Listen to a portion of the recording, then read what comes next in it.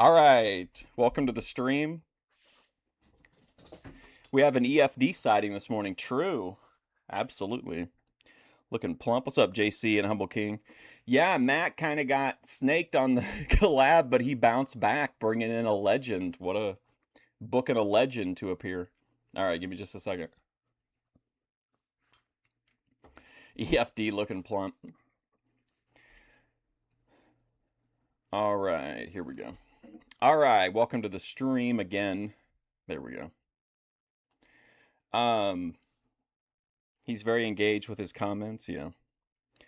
Yeah, but did you see though that he made a video saying that he was thinking about blocking the comments because or shutting off comments because of the criticism, but then he said he's going to leave it up and then he's just not going to engage with it. Or he'll pick and choose what he engages with, I guess, which is really how I don't know why he didn't feel that way the whole time. Yeah, what's going on with the Thorpes, man? I feel like that guy at I feel like that guy at the Philadelphia Spectrum from the 70s to the 90s. Like, what a bringing back the Kick era characters. Like, oh my God. You've got Matt, who is 100 times more interesting in every possible way than Adam. I don't get it, but hopefully Matt will bring back EFD and maybe like go back to having like his own show again. I feel like that's when he had his best content recently, but I think I can't get into the Thorpe stuff right now. And then Kinetic Kel and Ruby still deeply involved in it. They're never going to separate. We have to start brand Fusion Studios has got to become Thorpe independent. What's up, Ronald? Yeah, I don't like any of the Kick characters. I don't get it. But in any case, today we're going to watch Eric McHenry, where I think we're in January of 2019. This afternoon, we're going to catch up with the Heathen, and holy shit, I wish I would have scheduled him for the morning and done McHenry in the afternoon, because he is absolutely packed with content. So much crazy stuff going on with him. Tomorrow will be XPW in the morning, and then 80s sports talk shows in the afternoon. Wednesday will be JCW. I don't know what I'm doing in the afternoon. I'm going to try to get a Bethadone interview in before she goes back to rehab, but she's really crashing out. Just the negative vibe, I would agree. Yeah. Just the negative, just the bad vibes. But Bethadone's in a real mood lately. She crashed out on Parbs this morning and hit him forever, cut a big promo on him. Then she posted clips of her cutting the promo on him. Then she sent me a message saying that if I saw him in the chat, I needed to call him an F slur and tell him that she hated him. Thursday is going to be prime time with George Durunda. We're going to wrap up the second playthrough or second watch through. Then in the afternoon, I don't know what we'll do. And then Friday will be Memphis in the morning and something in the afternoon. I think it'll be a pretty good week. I want to watch. I found a channel that's got a bunch of like 80s and 90s bikini contests, like Hawaiian Tropic and stuff like that. I'm also putting together a chronological story of Clarence versus the Walmart people. I want to do that eventually. That'll probably be like 8 or 9 streams, but I think it'll be worth it. He put so much shit up about him. But anyway, that's all the news that I have, I think. It was a pretty not great weekend for content overall, although the cart girl was fantastic. Beverage cart Allison. Any case, here is Eric McHenry. This one I have been waiting on forever. January 4th, 2019. So we are still right. Man, we only went through 2 weeks last time. Shit. This has come up in my algorithm like countless times. I am not a person to give up on anything because someone told me to. And I'm not going to. 804. Oh, man, not good. He lost another couple subscribers, I think, since last week. All right, here is Eric McHenry, our tribal chief. So I was reading through the comments. I'm not going to get what angry. happened? I'm not. Oh, that's on my end. I'm sorry. I have your volume turned up. I have my volume for me to hear him muted. All right. I'm not gonna Sorry. spit fire. I'm not gonna put any hate on to the comments. Hello, everyone. Hold on. I'm sorry. Okay, here we go. So I was reading through the comments. I'm not gonna get angry. Okay, so right off the bat, we're in again. It's Eric McHenry, so everything's always synchronized. But like, he's dealing with the same things in 2027 that he was in 2019 or 2026. I'm sorry, as he was in 2019. This like years long battle with the comments. I'm not gonna spit fire. I'm not gonna put any Spitfire. hate on anyone. Dude, respectfully, McHenry spits fire every time he turns on a camera. But I was reading through the comments, and I'm very disappointed because I want Kick-ass wrestling? No, I didn't hear about that. to be honest with you. I'm not gonna give up my fantasy of dating a woman YouTuber ever. That's just not. It's the exact same shit, like the exact same storyline. Is this performance art? Is McHenry truly a genius that 7 years later it's the exact same content? Not gonna happen. I'm not gonna, give up on hope on, going to Southern California, living there, and being friends with the Vlog Squad or anyone from YouTube. I'm just not gonna give that up.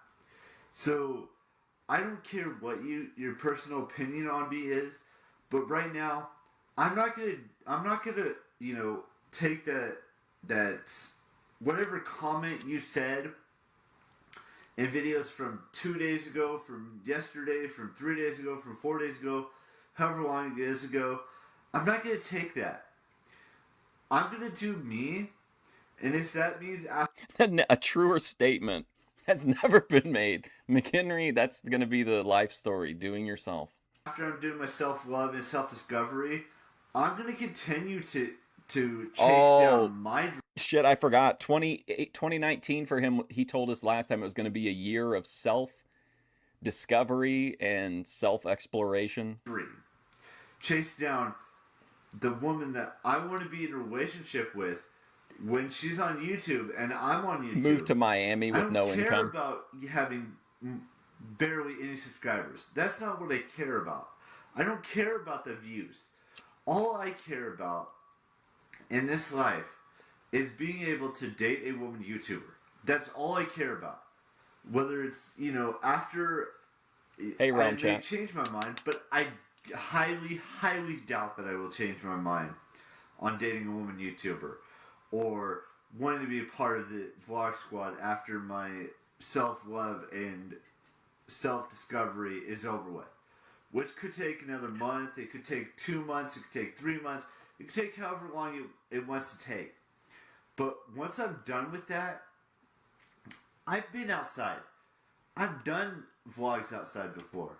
And I'm going to... Listen, I've been outside, okay? Do vlogs outside again. I have 3 big trips planned this year. 2 of them are very far away, if you will. One of if you will, baby. Home. But still, I've been doing vlogs outside for as long as I can remember. And I've been doing this channel for 7 years now. Almost 7 years. We still got about a month left to go. But... So in other words, in about a month, we're going to be halfway through the story of Eric McHenry. That's, I don't know, how long have we been doing this? About a year, 3/4 of a year, maybe? We've got 28 episodes, so a little bit over half a year. I think we can catch up. I think we're going to have to be diligent. I do think after episode 30, this one's episode 28, I just want to take a week off to maybe do sightings or something to get kind of a reset from the McHenry, from the McHenry mindset. But then we'll jump back in again. We can't do another month off. I want to get caught up. Yeah, exactly. I'm going to be real with you. None of which, the only trips that are going to happen is when he's taken with his parents, you know what I mean? Like on a vacation or something. Hasn't it been a minute since he's done anything like, he hasn't gone to a convention in years, I don't think, at this point. I'm going to go back outside and do I'm going to do vlogs outside again. I am. And it's going to happen. And it's going to happen a lot sooner than you guys think. Now, I plan on doing crazy adventures this year with my brothers, with my parents, with Does watching McHenry, which the entire theme I think has got to be the passage of time, but hearing him kind of talk about his milestones and start off each year by saying, like, I'm going to be crazy adventures this year, it's going to be far fetched, it's going to be, whatever. Does that kind of like does that ever motivate you to want to take action so that you don't, like, you know what I mean, so you don't look back and feel like you've McHenry'd yourself? whoever I want to take along with me on this journey. I don't care if you don't like me being in my room. That doesn't bother me. Well, nothing bothers. Who would, if you don't like the fact that he's in his room? I mean, you've got to hate the you've got to hate the whole channel. It's 99% in his room. Me. I'm gonna go back outside, not right now, but let's say in about a month or two, I'm gonna do more outside vlogs. That's the main thing that you guys need to take away from this video, which I'm gonna upload tomorrow. But I'm gonna do more outside vlogs for you guys. I'm gonna go to places that I haven't been to ever, and places I've been to but haven't been to recently. I'm gonna do that. And no one and nothing is going to take that away from me You got it. in this year of 2019. Just make that perfectly clear with every single one of you. I still intend to date a woman YouTuber after the self-love and self-discovery is over.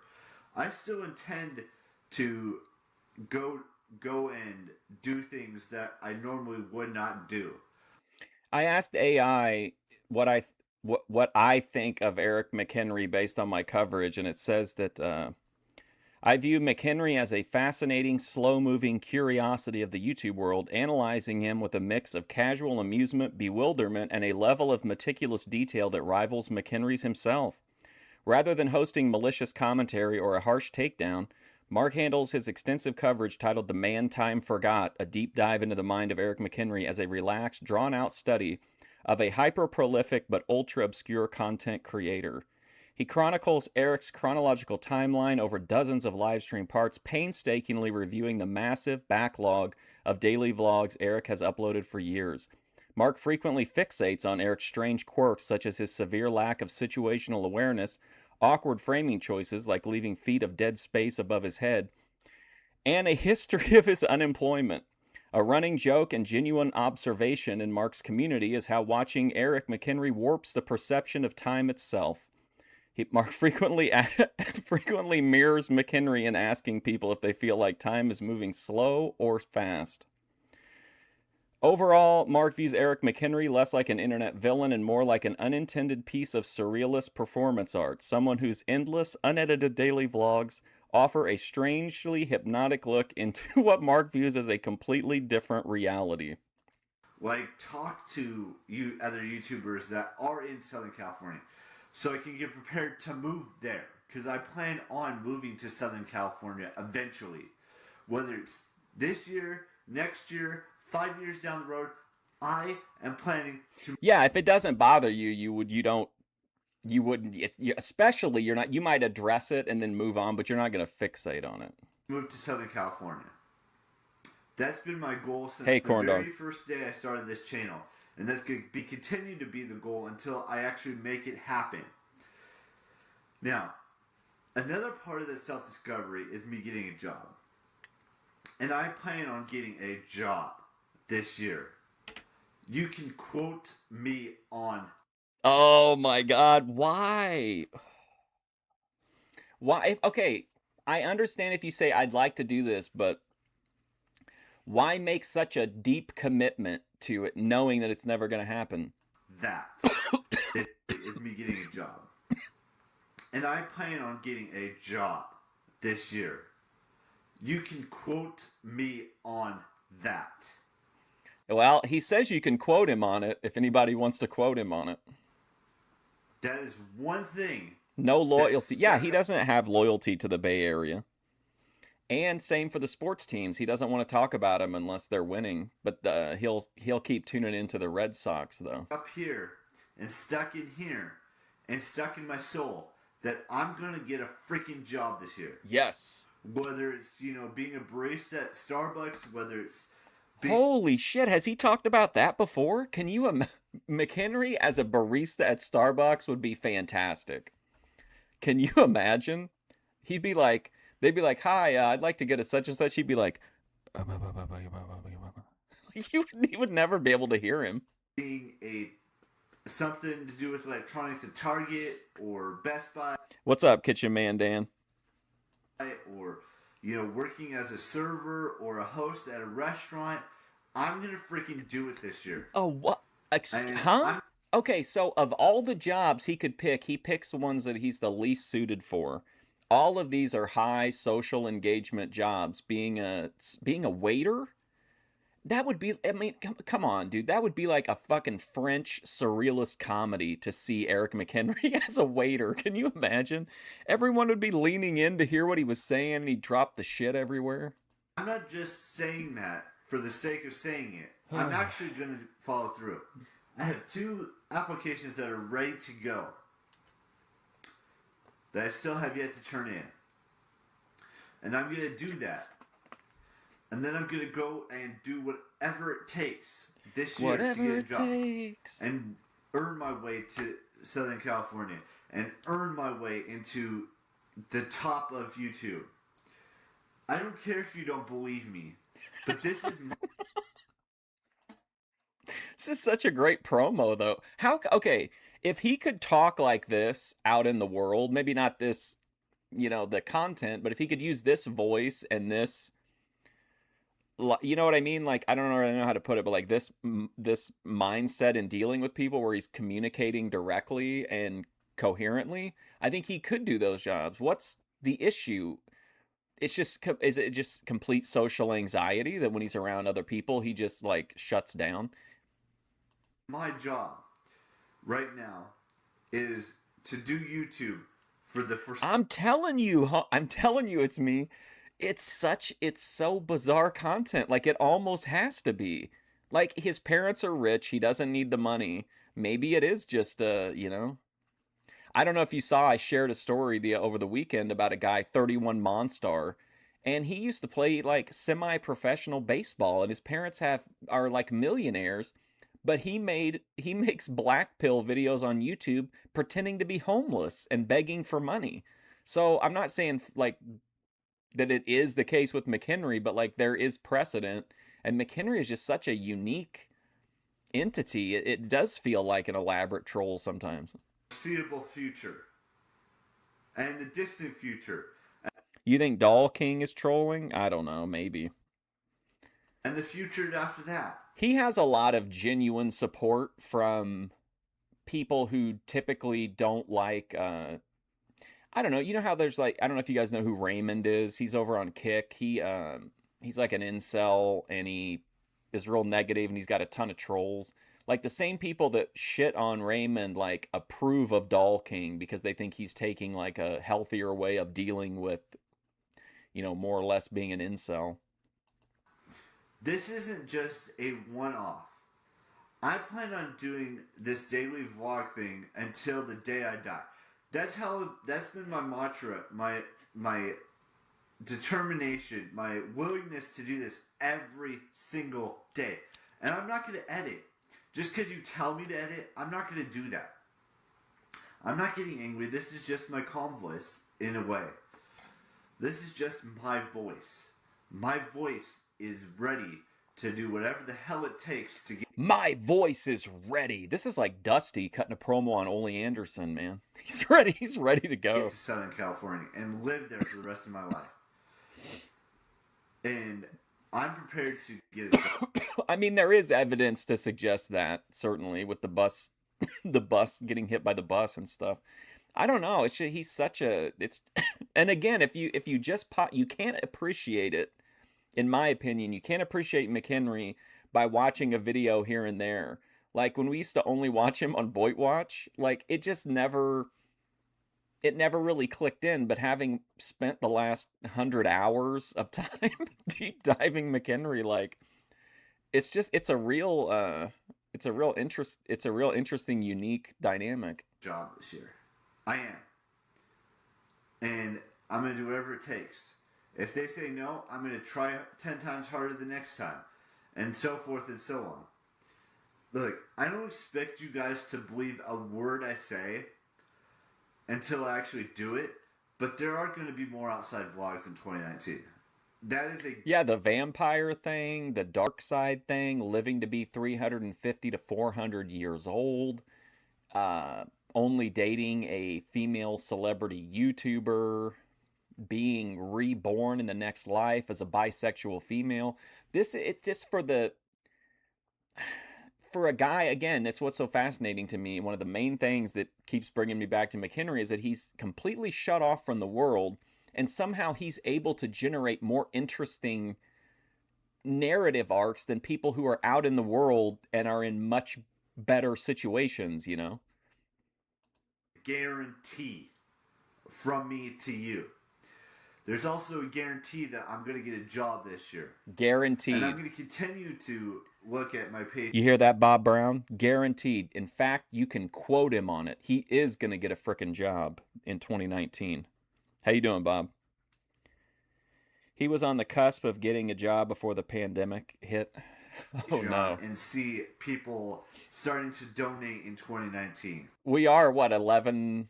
We're only 11 months away. I am so hype for COVID era McHenry. I can't even believe it. Because that's what 2019 is going to be for me. It's going to be about Patreon. It's going to be about getting a job. It's about starting to look for places to live in Southern California. It's about dating a woman YouTuber. It's about being part of a group, a club, whatever you want to call it, a squad, if you will. That is what this channel is about. Like, how does he get... It's amazing to me that he can, with very little external stimuli, that he's able to... You know what I mean? I don't know how to put it any better than that. It's just, I don't get where a lot of this is, where it's... And again, if it's the bus, it's the bus. I understand. Stepping outside my comfort zone, and that's what 2019 is going to offer me. With all the self-love I find, with all the self-discovery I find, this is what 2019 is to me. And it will always be that way for me until December 31st, 2019. From now until then, it is determination, sacrifice, willing to do whatever it takes. Going out. Well, didn't he say he had some kind of a plan on how to get the money, but he wouldn't say what it was? Outside doing daily vlogs again is the most important thing to me. I don't even have to explain it to you guys. You guys get the drift by now. I may have spitted it like 10 times in this video. But this is my declaration to you that Southern California is going to be my new home. Whether it's next year. Like, do you think he thinks about the people in the comment section, like, throughout the day? He'd almost have to take almost everything they say to heart at times, it would seem like. From his reactions. When I turn 35, when I turn 40, however long it takes. But then he overshares things that he knows that they are going to fuck with him about, which if he didn't give a shit, then I would get it. But, like, clearly he does. It's just that, I don't know. I'm willing to do whatever it takes to get there. Oh my God! Yeah, how could I forget that? That he said that he was visited by a spirit that told him he could cure all diseases.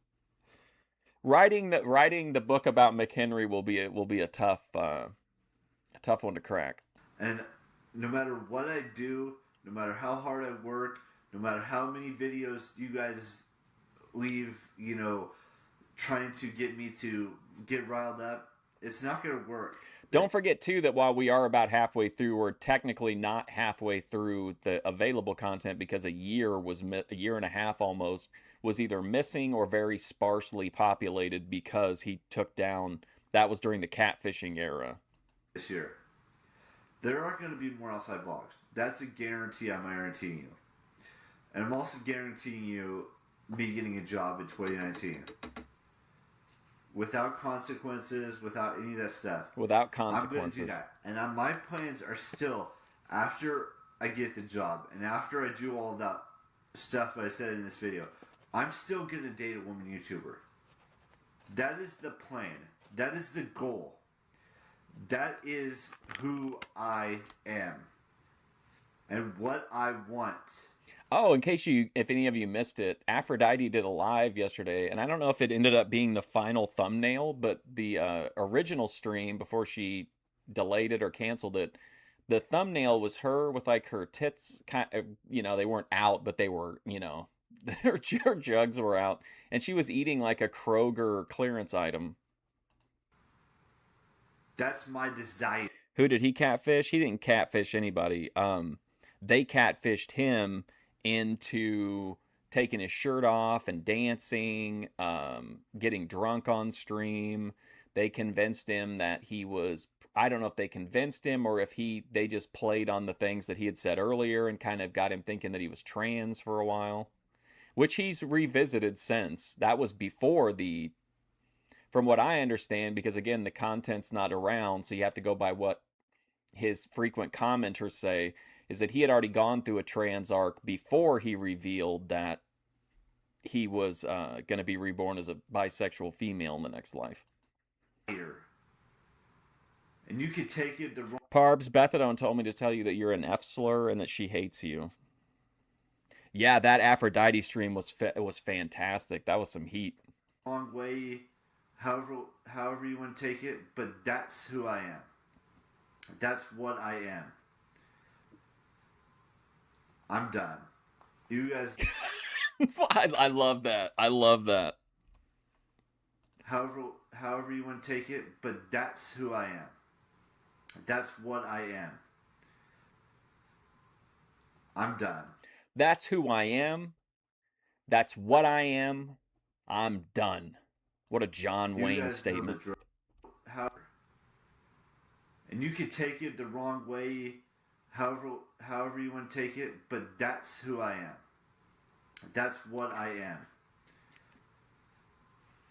I'm done. What a king. You guys know the drill. What an absolute king. What a promo to go out on. That's who I am. Let me tell you something, Ole Anderson, baby. That's who I am. That's what I am, baby. I'm done, if you will. I'm done talking about this. I'm done talking about it. Are you, though? Are you done talking about it? Because you're still talking about it and literally talking about it right now as of this past week, 7 years later. What a time we live in where we can literally go, like, we're watching his entire, like, life unfold. This is amazing. I can't get up. McHenry is a true legend. I'm done. I'm done talking about this. I don't give up on my dreams. Oh, did you see that, though? Look at this, 233 views. I don't give up on my dreams and aspirations or anything for that matter, however unrealistic it is. Yes, own it, McHenry. Mic drop, hell yeah. Hello, everyone. I want to have a real talk with you right here, right now. I'm already sold right from the opening. Listen, he gave the most serious talk of his life in the last video, and now he's like, if I could be serious for a minute. Now, I know I have... Hello, everyone. I want to have a real talk with you right here, right now. Man, you gotta remember, man, she's got traumatic brain injury. She's probably in withdrawal for at least one thing, if not multiple things. She'll be all right. Now, I know I sounded like I was angry in yesterday's vlog, yesterday's vlog, but I want to be perfectly honest with you guys. I'm a guy who doesn't like to give up on anything, ever. You have got to be kidding me.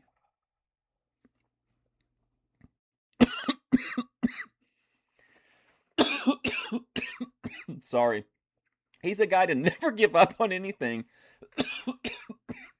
I mean, I don't know. I like to try... I guess maybe if in the back of your mind, you're like, I'm still going to get my license. I'm still going to date as long as you mentally, I guess, are open to it, that's not giving up. But I mean, like, everything is abandoned. He was granted literal superpowers, and he just moved on in the next video. New things. Sure, I'm standing here in my room doing these daily vlogs every single day. And I get that. Yeah, I mean, you got to remember, Parbs, Bethadone is friendly to us and everything, but she's still an activated individual, you know? You know how they be. You guys want more outside vlogs, and I get that you guys want me to edit my videos, but I like to do things on my terms, on my watch. And sure, I know I'd probably get way more views and way more subscribers and all that stuff if I were to edit my videos. This is such a delusion from a lot of YouTubers, I think, is that it's always like, well, listen, if I know I'm not doing very well, but like if I were to do this or this, as if like the door to success is wide open to them and they know how to do it and they're just opting purposefully not to, you know? Yeah. But I can't. Like I always say that I'll always be Boyd, but that's not really by choice. I mean, it's I'm just always going to be in the Boyd.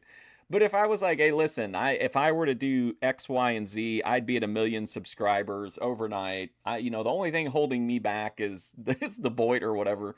It'd be asinine. But you hear it all the time. Do that without money. And I know I promised you guys that I would get a job this year. That's top priority. No questions asked. That is a top priority. But there's also another way I can earn money.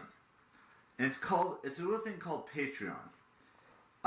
Listen, I'm going to get a job, okay? But in the meantime, I need help moving to Southern California.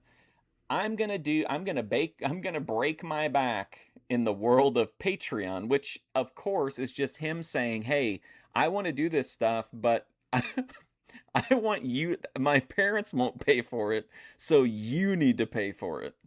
I've had this Patreon for what's it been? 3 months now almost? No, I don't think. I mean, it doesn't matter even if you were. So what? She went online and told her story. And if people want to critique it or people want to fact check it, they might. I mean, that's part of being on the internet, putting yourself out there. I don't think you were mean about it. I just think you brought up a sensitive subject. She was already sensitive about it because I've talked to her about it, and she seems to think that all criticisms of her are centered in this chat when this chat is probably like the most supportive place for her on YouTube. So she's just in a mood. But yeah, I don't think you crossed any kind of line, Parbs. We're getting closer and closer to 3 months, and I still have not gotten the amount I would like to get, but there's still so much more to Patreon than just, giving me money to get shout outs and get a follow back on Twitter and all the perks that I have. There's so much more to that to me than anything else. It's about being able to go outside and do the normal thing, do different things for you guys in the vlog. Did you hear that? See, what do you think about that? Hey, Realm Chat. Do you think McHenry is aware enough to understand that doing those things are normal? I mean, he seems to acknowledge it, and then he also he realized that he acknowledged it. Is that him covering up for self-awareness, or is that him just like trying to be positive to himself and say, no, it's not normal. What I'm doing isn't abnormal. It's just different, Whether it's going to Sacramento Comic-Con or going to San Diego Comic-Con or going to VidCons or Playlist Lives or going on trips for my birthday, especially this year. I mean, I think it's easier now, especially if you want to do either right or left wing grifting or like anti-women grifting is good right now. But even then, like, they're not guarantees. You have to either get lucky or you have to have just the right message. You know what I mean? Like, there are tons of struggling, woke scold channels and stuff like that. But I do think there are definitely fields where it's easier to climb the ladder faster, for sure. But I don't think if McHenry edited his videos, he would have the exact same. In fact, he might have less viewers because he might edit out the stuff that people that's like the best parts of his content. 30. And now I know you guys are tired of me talking about how I'm going to be turning 30 in less than 3.5 months. But the thing of the matter is, Some people And gobbledygook, they've also, with like the rise of AI, you've got, especially in the black pill doomer areas, you've got people. I mean, I like Shelby, she's an interesting person, but a lot of her videos are just her reading what seem to be chat GPT scripts. So it's not like even like a situation where they're at least had to be have to be creative enough to come up with their own, you know, speeches or whatever. So it is much easier to grift now. don't get to experience turning 30. Some people don't get to, No scruples. do things like going out on adventures when they're 30. I've been running through in my mind of everything I could possibly do for my 30th. He might be aware he's different on some subconscious level. Yeah. I mean, I'm not saying that. I didn't say that to knock him. Like, I genuinely am interested, as I am in all the people that we watch, of like how McHenry's mind works and how he, how he processes things. We're fortunate with him because he processes so much directly in front of us, but it just kind of, I do kind of wonder like how he truly perceives himself in the world. And I've told you guys before. Like if he understands that and he anything like, I guess again, it's just all comes down to, what his brain situation is like, to where he's aware enough to know that like sitting in my room all day is abnormal and most people would be doing outdoor vlogs. That's normal. But then he thinks he's only going to date a celebrity YouTuber. What my plans are. In works talking with my brothers about possibly going to the Hollywood Walk of Fame and going to Disneyland for my 30th. But that would be a week after. Shit, this was the biggest news of all. I forgot to talk to you guys about. Did you guys see the Denim's lawsuit outcome? It'll have to be appealed before it can become like precedent, appealed and then upheld. But the judge basically decided that any content, anything at all, it's fair use as long as you pause occasionally and offer some commentary, which is a stark difference from the way that it's been read to this point, where like the idea that we would watch Eric McHenry and talk about Memphis wrestling or whatever would be, if you got in front of a federal judge, it would make it more difficult. Yeah, I personally think you could win, and people have won, but like the idea was that you had to be transformative in a way that was specific to whatever you were reacting to or whatever. But this judge said you could watch anything.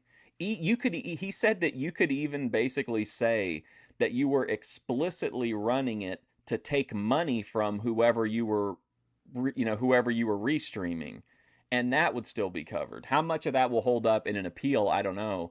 But if it's appealed and upheld, like commentary is going to get insane. People are going to start reacting to movies, and like it'll basically be like what'll happen though is that YouTube will enforce its own, thing, and they'll just like, well, we're a private business and we don't want, XYZ to be, treated that way on our platform. There's so many things between. Yeah, Denim's got sued by Ethan Klein. He sued a bunch of people. He sued Casey Tron, Frogan. Casey Tron settled. Frogan raised $40,000 from her viewers and then never responded and lost the case. Lost the case by default. But Denim's actually went to court and fought it and won. And it's the way that the judge read it, it was literally like you could just boot up a fucking movie. Like we could watch Braveheart, and as long as we paused it sometimes and had commentary, like it would be fine. In theory, that's what but right now it only pretty much applies to Ethan Klein and the Denim situation. But if it's appealed and upheld, then we have a precedent. Now and that date that I want to do. Especially seeing as how we're getting closer and closer to my 7th year on YouTube.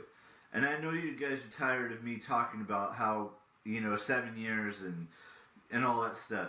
But the real truth is, I love doing this.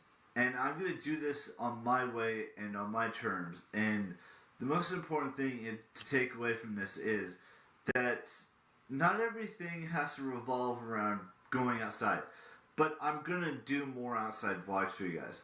And not everything revolves around editing a video. There are people out there like myself who like to make raw content. And I know I repeat myself a lot in these videos, and I talk with my hands, I move my hands a lot. But to be perfectly honest with you, What's up, Ember? Oh, he wants to be normal, pretends to be, but I think he's aware that that isn't the case. I love what I do on YouTube, the way I do it on YouTube. And sure, it's not going to get me millions of subscribers. It's not going to. Did Eric ever go out on a date with someone? He has been kind of. He said many times that he's never been on a date, but I think like in his mind, I think he's considered some situations to be date-esque, even if they weren't. Get me millions of views, and I'm perfectly okay with that. I love this industry that I'm working in. I love this industry. Thank you, Ember. I appreciate it. I even though I don't have, the big numbers like PewDiePie or Anthony Padilla or Charles Trippy or Shay Tards or Megan Camarena or any of those guys that have any of those women and men who have the millions of subscribers. His content is so much better than any of those people. Like, he aspires to, well, I guess it would maybe tie in with what you were saying, Realm Chat. Like, he's aspiring to mediocrity. And he's on a level so much higher than Charles Trippy. Come on. Content-wise, I mean, he's not a... There's nothing unique or original about those people, in my opinion. Like, I think McHenry's got a beat, but I guess maybe that's what he views as, like, normal, so he wants to... That's what normal people watch, so that's what he wants to achieve to. I'm not giving up on my dream of being a YouTuber. And I'm never going to give up that dream. He told you to get a shotgun and point it at your neck? Hilarious. I'm never going to give up on classic EFD dating a woman YouTuber. However long it takes me, I'm going to continue to dream and have a fantasy and all these things because that's Charles Trippy. I think if Matt was, I mean, it's not going to get the views that he gets when he does the Thorpe stuff, but I think he should. I think him, EFD, and Stinky could put on a fun show. That's what's important to me. And I don't want you to take that out of context here. Don't take it out of context. My dreams and aspirations are to, be that guy who has friends that are way more popular than them. Because, to be honest with you, those guys are normal people just like me, just like you guys who watch my videos every single day. They are normal people. Just because they have millions of followers and just because they have billions of subscribers. Okay, so Charles Trippy last updated 2 years ago on his main page. He's got 757,000 subscribers, and his people did not connect with his evolution of content into being like a family guy.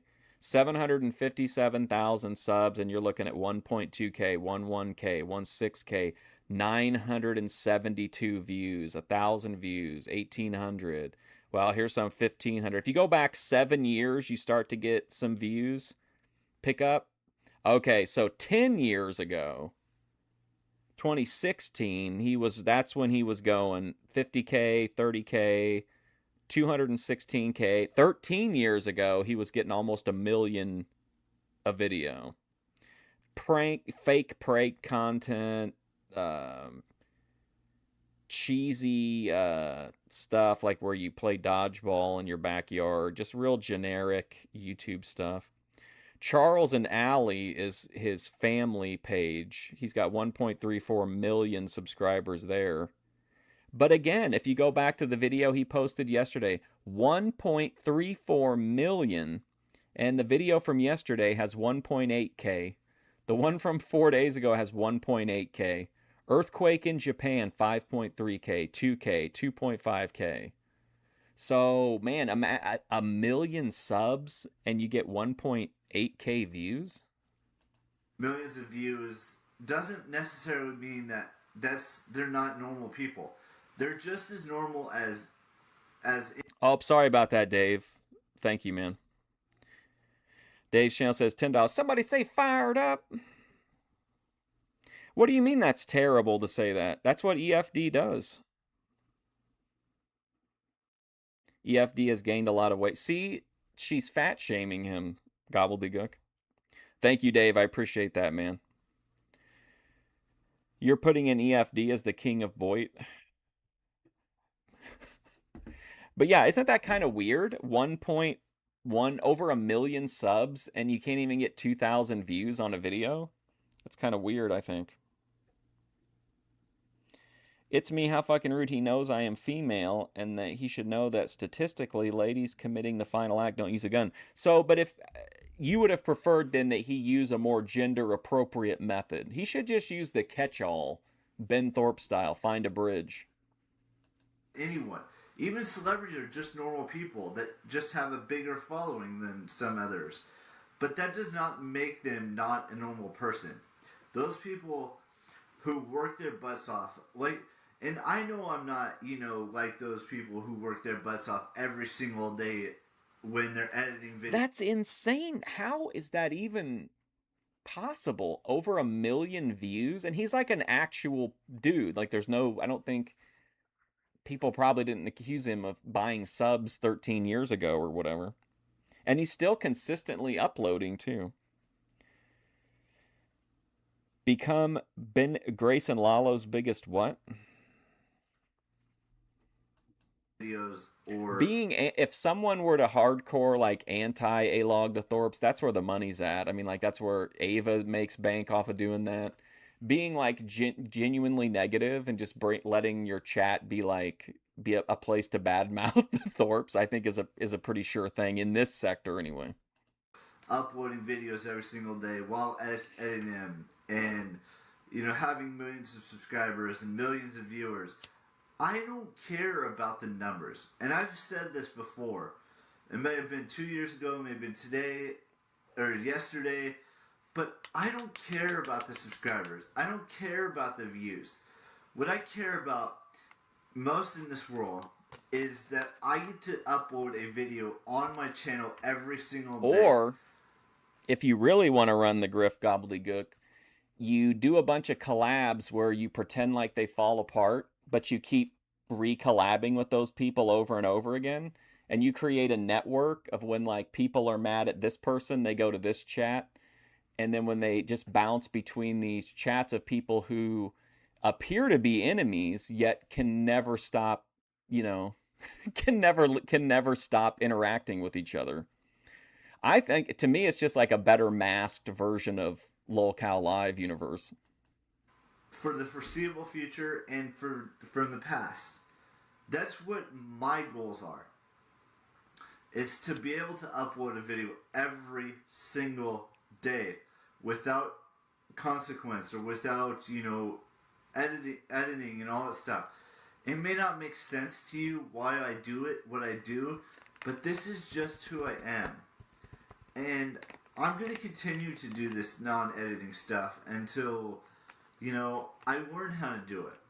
And I get that editing may make it is. Ben always had the idea, even before Keemstar, Ben had the idea of building your own detractors and building those people into your universe so that your haters are constantly generating content that and it's just the constant, Ouroboros of content. Ben always talked about that. That's what the Prancess and Dan and King TL when they had their shows. But now it's like spread out. You got Jeremy, you've got OPC, Ava, Ruby, Kinetic Kells, and Adam over on Kick, Big Patience, all these people that supposedly have these severely negative interactions with each other, yet they can't stop having interactions with each other. And then there's always somebody mad at somebody, or there's always drama between somebody, which then fuels content to everybody. And then the haters of whoever is in the feud, then the benefits are doled out to everybody else. A little bit better and easier for me. But That's not what I want this channel to be. I want it to be something I love, something that I cherish, something that I want to see succeed. And if that means I don't edit a video, or if that means I don't, have Remember that time we saw that lady that drank like 60 bottles of vanilla extract? the millions of subscribers or the millions of views, that is perfectly okay with me. And it should be okay with you guys as well. Because I want to communicate with you guys. But if you guys are going to leave comments like you have been on the last week of vlogs that I've been doing, I don't know. I don't know what to tell you. This is Miss a lifelong Hazed. journey for me. And you guys should understand that it's not just about me, or it's not just about you, it's about me and what I want to do on this channel. And I take your comments. Well, right, but Panelverse people aren't IRL like the people in the Thorpiverse are. You know what I mean? That's what makes the Thorpe version of LCU work, in my opinion, is because it's IRL collabs, not just desk stuff. Like, who cares if the Powdered Dusty gets into a feud with Grid One or whoever, because they never see each other. They don't even have real relationships of any kind. They're just people who show up on Discord panels. But I do agree, all that shit is definitely manufactured drama. I want to be... The only real person in the Panelverse, let's be honest, the only real one is Speakeasy. Who I want to be. And that's all part of the self-love and self-discovery that I was talking about 4 days ago. McHenry has 849 subscribers, which I think is down 2 since a week ago. When I started this trend that I don't know. I think the LCU is definitely rivaling the Thorpiverse right now. I find Sweet Tea and what's that one weirdo's name? That but he's becoming kind of a manager. But I watched the clips from the Yo Mama, and I think him and Sweet Tea, I think there might have been one other person who was kind of watchable, are much better characters than right now the 90% of the people in the Thorpe world. I mean, Adam literally does nothing. Literally does nothing. Right now, which is day 5, by the way, of vlogging every day in 2019. And I want to start more trends in 2019. Whether it's, on Twitter, or whether it's on Twitch, or YouNow, or Facebook, or even here on YouTube. That's the point that I'm trying to make, is that I'm going to start more trends in 2019. And it may not go nowhere, it may not get as many views, it may not get as many followers, and I completely get that. But it is scripted shit. Oh, for sure, yeah. But I mean, we're in an incredibly dry period for higher profile Boyd style content. The minor leagues are thriving. The Heathen and Clarence, I mean, nobody could touch them right now. Me. This is who I am. This is who I always will be. And no one and nothing is going to take that determination. She probably has to wait until it's her turn to do it again, Ananje. There's probably a timer set that I have for this channel away from me. Because I love not editing. And I love all of the stuff that I put out, whether it may seem like I repeat myself a lot, or whatever it is. This is just what this channel is, and this is what this channel's always been.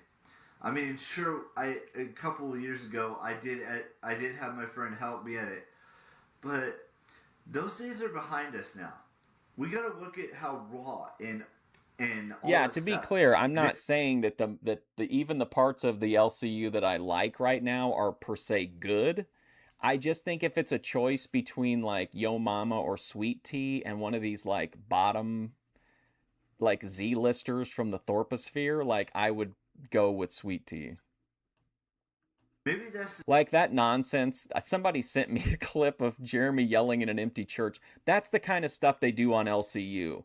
They'll build it up oh, Boogie's going to storm and disrupt the church service. And then it turns out it's he's just walking around in an empty church. You know what I mean? That's LCU content. That's a trend we need to start in 2019. What's up, Go Hogs? Be more raw and unedited, unfiltered. That And most of LCU is, I can't even watch, like, I'll go to Ozzy Cobb's or the Ghoul Logs, but sometimes, like, even they can't pull a 10-minute clip out of like a 2 hour stream. that's what the trend should be for 2019. Now I still get that people are going to still edit and do their stuff the way they want to do it. But for me, this is my second trend I want to start is do the raw and unedited and unfiltered stuff for this channel.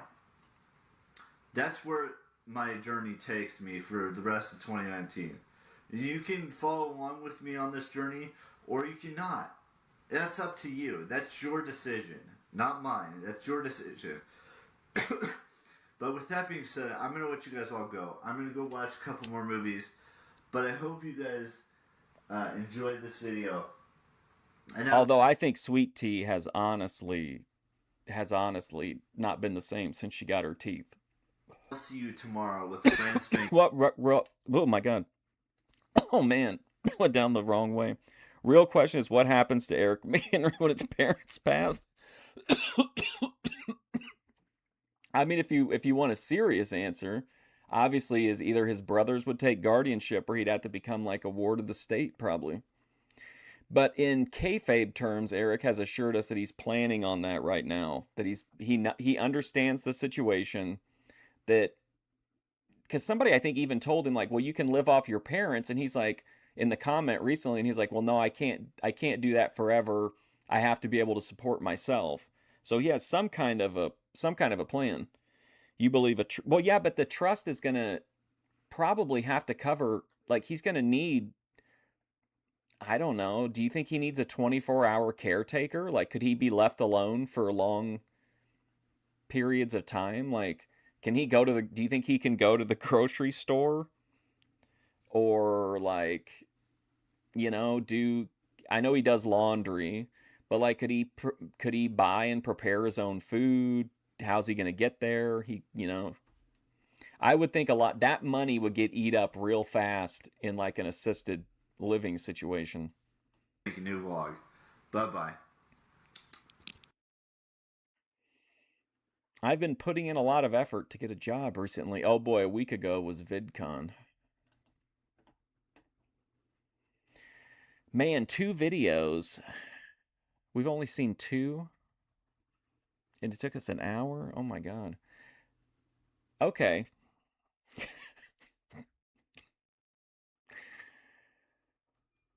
Whew, okay. I believe that God has sent down angels from heaven in the form of humans that are women. This will certainly find a good audience. Hello everyone. So I thought I would give you a second video. We're about to head out to go grocery shopping, but before we do that, listen, before I run to the grocery store, I want to tell you about how I believe that God has sent down angels from heaven. I was thinking about this as I was, watching. I don't know. I mean, I think if he was in a situation where it was sink or swim, he could manage to an extent. I don't know that he would excel. But I mean, there are certainly some people in the chat who probably feel like he would need constant care. The last video, and I realized that I may have said the same thing twice in 2 days of videos in a row, and I apologize for that. I didn't realize that until I looked at my YouTube account. But the thing of the matter is, I believe that there are angels amongst us, and I believe that there. See, like, if you just watch this video, it might be funny or, whatever, but, like, there's lots of people on YouTube who believe that angels are real and make videos about it. But this video, in context, with everything we know about him, and especially having, like, his recent content, it just hits different. I think McHenry's just somebody you've really got to invest in if you want to get the payoff. There are angels amongst us. I believe that there are angels amongst us. And I believe that there are people in this world who love unconditionally, who, you And know, he thinks the people who love unconditionally are women? Oh, brutal. give back to their communities or give back to people who don't have money that they can have. Like, I believe there are angels that sing beautifully, What? and they Oh, have, the most perfect. okay. Are we finally getting the inside scoop on why McHenry will only date a celebrity? So, like, when he says she can sing beautifully, he's talking about Kesha or Ariana Grande. So, is that why he will only date a famous woman? Is because he feels like they're like celebrity women and women YouTubers are angels that love unconditionally? Perfect hair, long flowing hair. I'm talking Long flowing hair. about women here. I'm not talking about men. Or, gorgeous eyes that you can, not in a creepy way, gorgeous eyes that you can get lost in because they're so beautiful that you don't know what happens once you look into those When you say that gobbledygook, are you talking about Grace Thorpe and the Methadone Clinic? beautiful, gorgeous eyes. And I'm not saying that this happens to everyone. I'm just saying there are certain aspects to a Grace Thorpe is a female YouTuber. Grace Thorpe equals angel? woman or a man that make them better I need a than drink. normal people. And I believe in my heart of hearts and in my souls that there are angels that try to help us with everything we do in life, whether it's if we're in a tight situation or whether if we're trying to figure out who we want to be or things of that nature. But see, that's the thing. We don't all get to be angels. We don't all get to, picture someone being an angel. I wish I was, and maybe I am to some people. To some. Bob Brown, Michael Landon. I wish we could watch Highway to Heaven on here. If Denham wins the appeal, Denham's wins her appeal. If Ethan Klein loses his appeal, I should say, and we get a precedent, we're gonna definitely watch Highway to Heaven on here. Oh, you're talking about yourself, gobbledygook. Very true. One out there who thinks that I'm, you know, with my brown eyes and my brown hair, or my smile, or anything about my face or anything about my body. If someone thinks that I'm an angel to them, I will take that I will take that to heart, and I will appreciate it, because everyone has an angel in their life. Whether it's someone you've been watching on YouTube, whether it's someone you've been following on Twitter, Oh whether man. it's an actual angel from God sent Sorry, it's down overflowing. to watch over us every single day. Whether they're beautiful or they're ugly, all angels are the same to me. And I'm not saying that all angels are the same in their beauty or their I don't want to use the word ugly. The less pretty. Let's just say that. And I know I'm not the It's prettiest man. amazing. McHenry, if you guys remember, if you were here for the original deep dives, McHenry in the beginning would literally say he would marry any woman whatsoever that was willing to put up with his crap. I wonder, is it kind of a self cope then to say, I'm only going to date a female YouTuber or a celebrity, because then he knows he doesn't have to put any effort into making himself more attractive as a mate or putting in work to find a partner. And he can just say, well, I'm not going to settle for these common women. On the planet. I get that. I mean, and I know I'm not the strongest man on the planet, or the smartest, or the most attractive. But in my eyes, in my humble opinion, which I know you guys don't care about, I believe I'm an angel, and I believe that some YouTubers I've been watching Yeah, for it's not like Miss Hazed is ugly. She's just less pretty than Flexum. 7 years now are angels, because they have great singing voices. They have a great smile. They have a perfectly portioned nose. They have beautiful eyes that Dalmatian dog.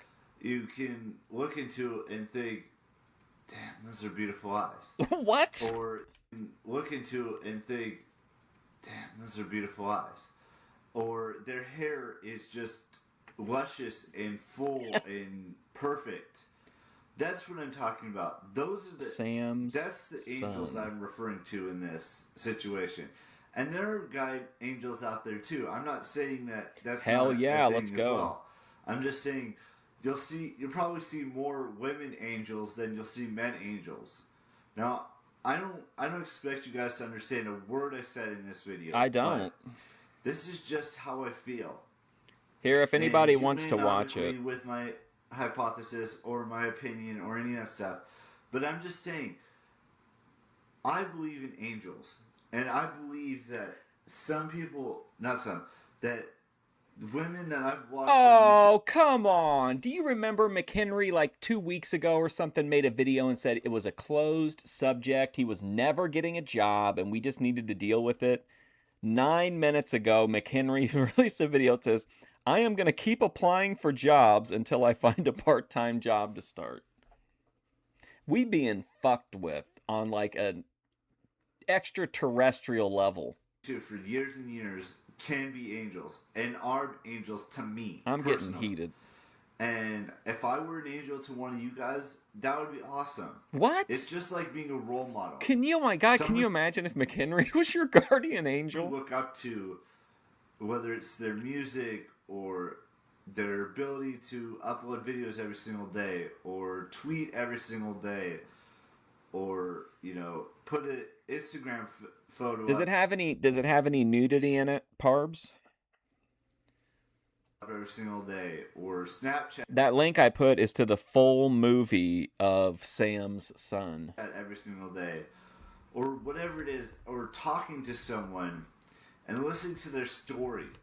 That's what an angel epitomizes. That is what a definition of an angel is. And it's about getting money back and doing all these things.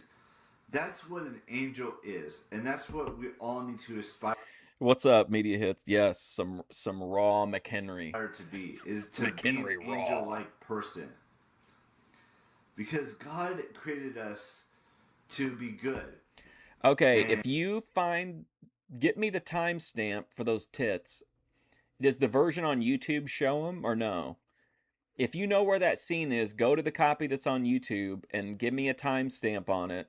And as long as it doesn't as long as I can blur that nudity, we can watch it on stream sometime. And that's what we need to do, is to be good and to be wholesome and to be helpful.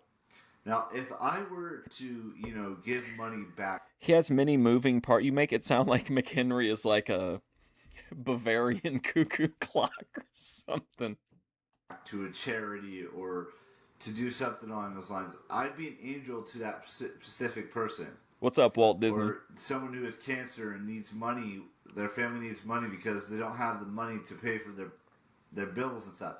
That's what I want you guys to understand, is that there are angels that exist in this world.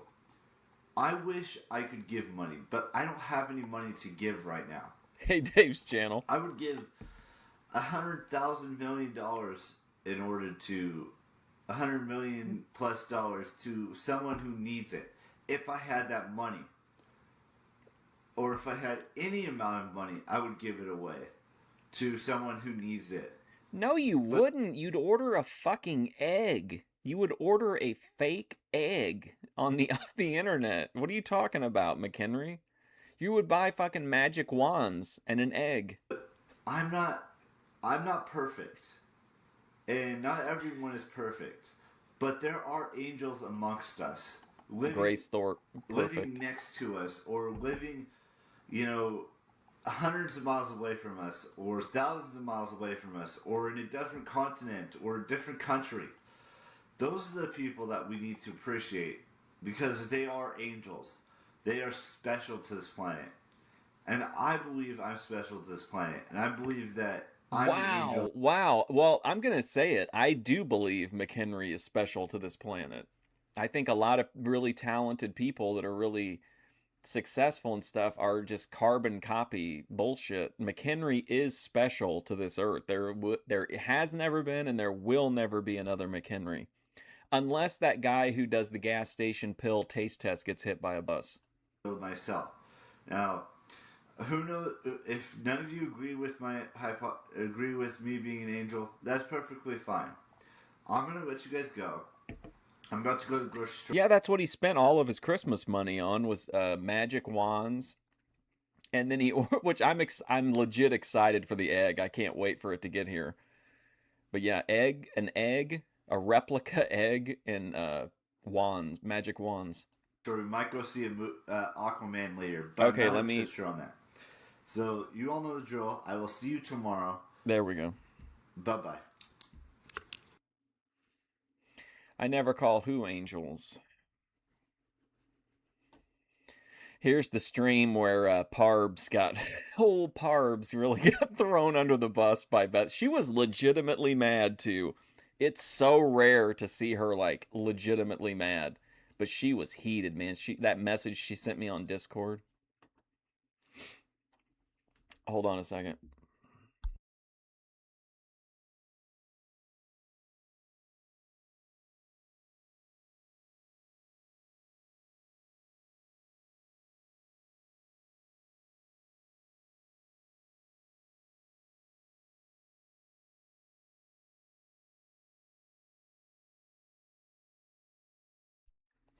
Okay, here, I'll play it for you. This is what she sent me directly after her stream ended.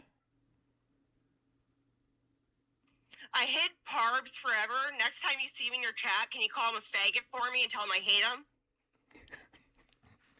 hate him? There you go. What a statement. All right, from Angels. Ooh, South to West is going to be feasting. I discussed Stephen Curry, the basketball player, and all he is done. And it makes it sound like he's done. Like a picture of Stephen Curry, he's done. What he has done, I think, is what he meant to say in the NBA. Half as many views on this one. Hello, everyone. So there's a couple of topics I wanted to talk to. How did Bethadone get traumatic brain injury? She died during a fentanyl overdose. You all about today.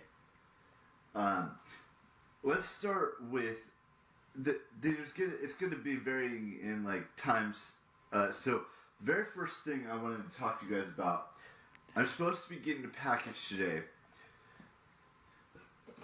and it looks like this. This is Hermione's wand. Listen, let me tell you all about Stephen Curry, but first, let me show you my new magic wands. If only I had money to help people. That's all I want to do is have money so that I can give it to people. He wants to give it to these Chinese wand makers. And then I also have the Elder Wand. But today, I'm supposed to be getting Harry Potter's wand. Now, there's two more wands that I wanted to collect. There's Jenny's wand and there's Luna's wand. Carbs, you're preaching to the choir, buddy. Nobody here is upset about it. She's on edge. She's, herself. You said something that pissed her off, and she, in my opinion, she overreacted. Professor McGonagall's wand, too. But those are just a couple of the ones that I'm supposed to be getting. Or want to get, I should say. Now, I'm getting the Harry Potter one today. Now, I want to talk to you guys about a schedule. Buy American. Then he could only afford one wand. He needed all three. Schedule I'm working on for the future. Dave's channel does not give any soft love to Eric McHenry. Yeah, he's got a bunch of them. He's shown I think 3 different ones, and still no egg. We've gotten 3 wands, no egg. So, as you guys all know, I've been doing... He's eggless. What's up, Scott? Always looks like McHenry's... Oh, by how he looks over his shoulder. He's probably listening for anybody that might walk in. 2 videos a day for the past week or so. And today I wanted to talk to you guys a little bit about what the schedule is going to look like.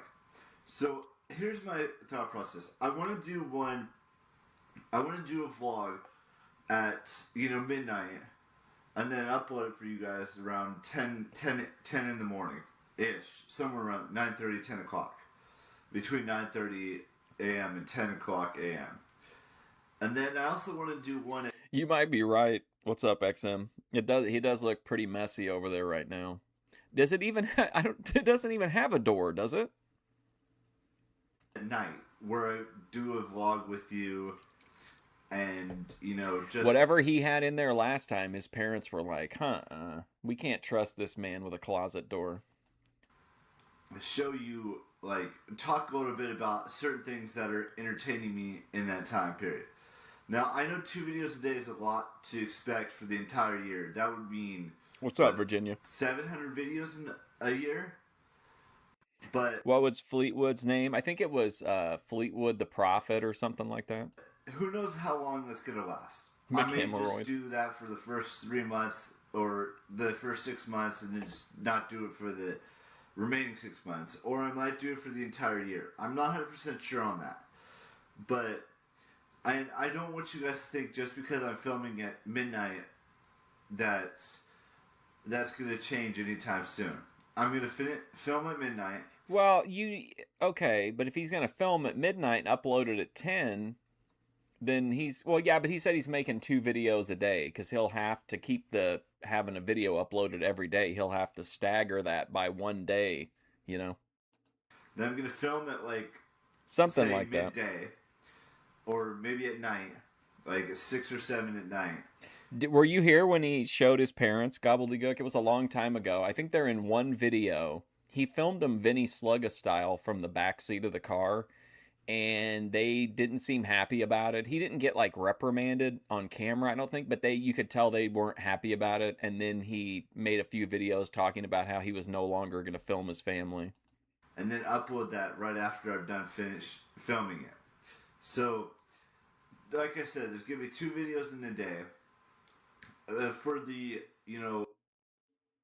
Yeah, F Wood is in that chat, and he's in the WCW chat quite a bit. Foreseeable future. I don't know how long it's going to last or how it's all going to work out yet. Anybody who's left, be it Cody Turbo or F Wood or anybody else, I have no idea why they left. I don't have any beef with anybody as far as I can tell.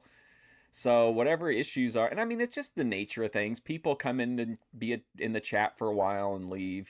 Some people are, it's like Savvy Guy says, some people are here for a season. Some people are here for a reason.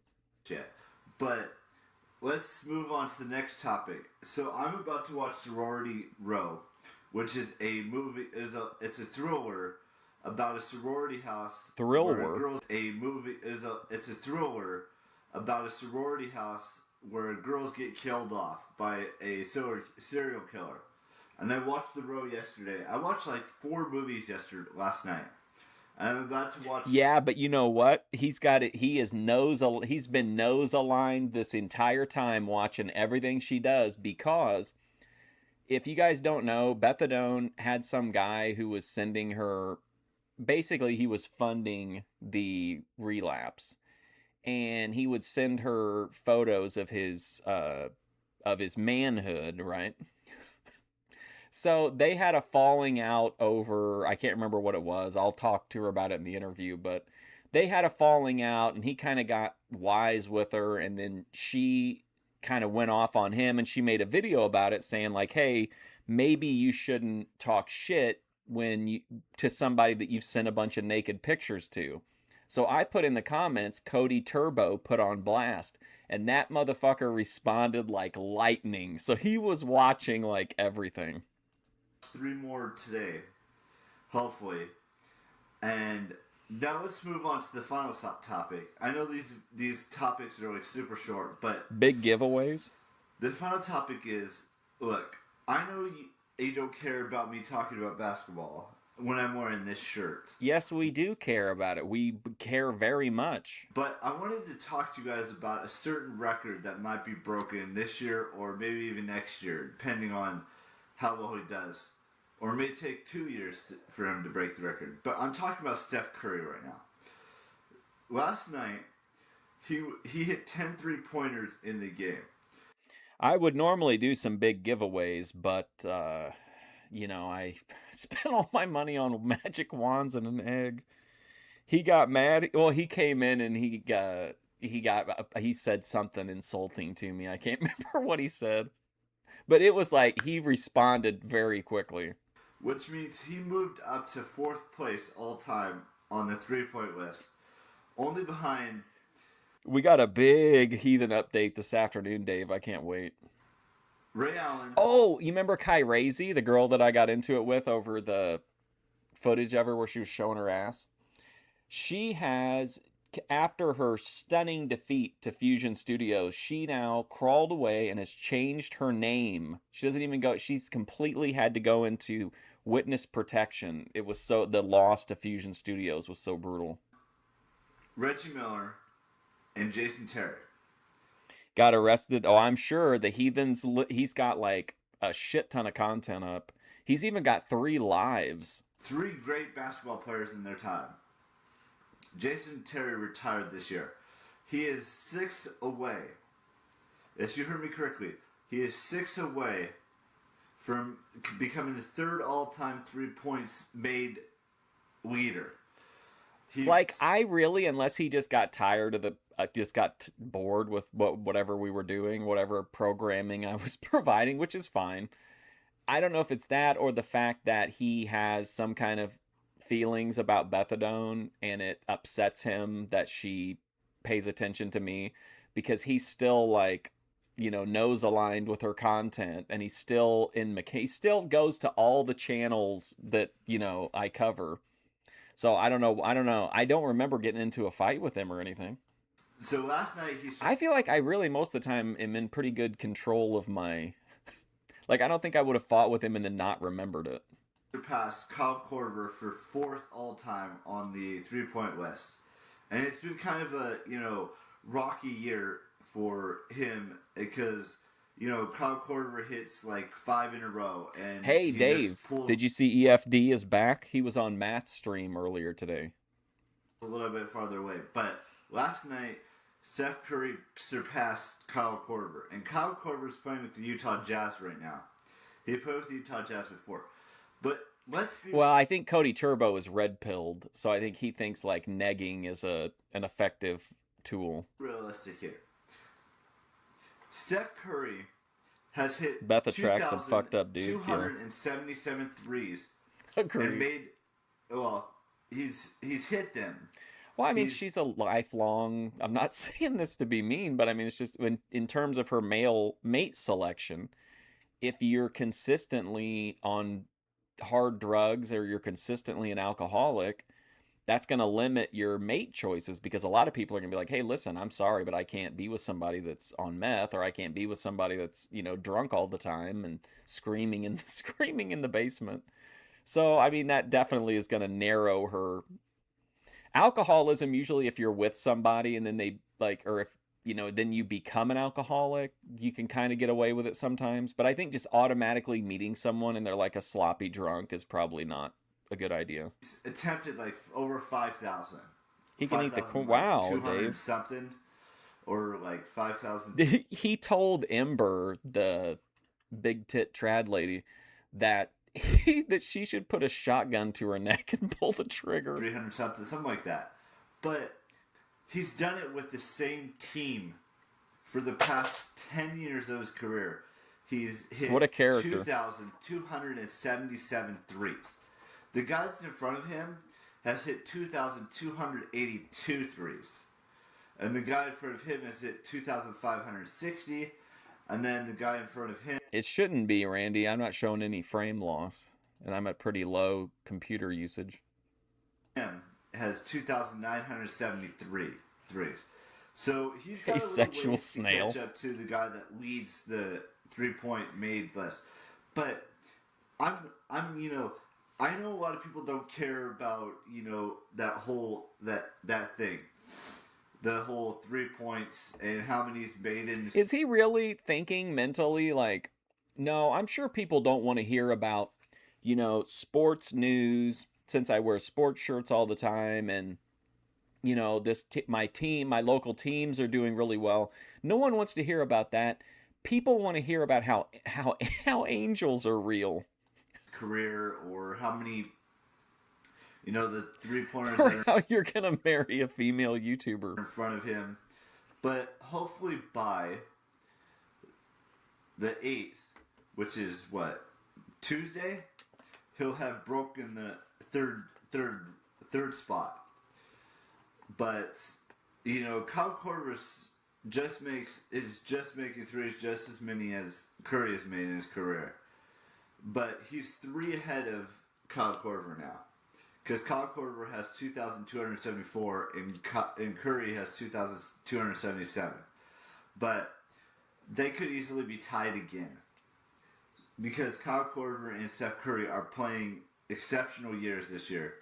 And I know, not getting 30 points a game, I think Curry, in my opinion, now this is just my opinion, Curry could be MVP again for the 3rd time in his career.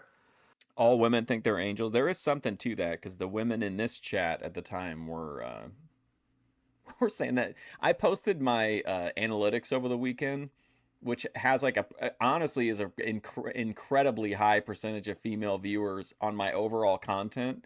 But if you drill down to live stream, it's like 97% male. He's going to be a 6-time All-Star this year. He has 3 championships to his name. I mean, if you think about that, that's his storied career right there. He's over 15,000 points. I know the leader has over almost 40,000 points, but he's had a storied They just getting a huge daisy chain. Wow. career.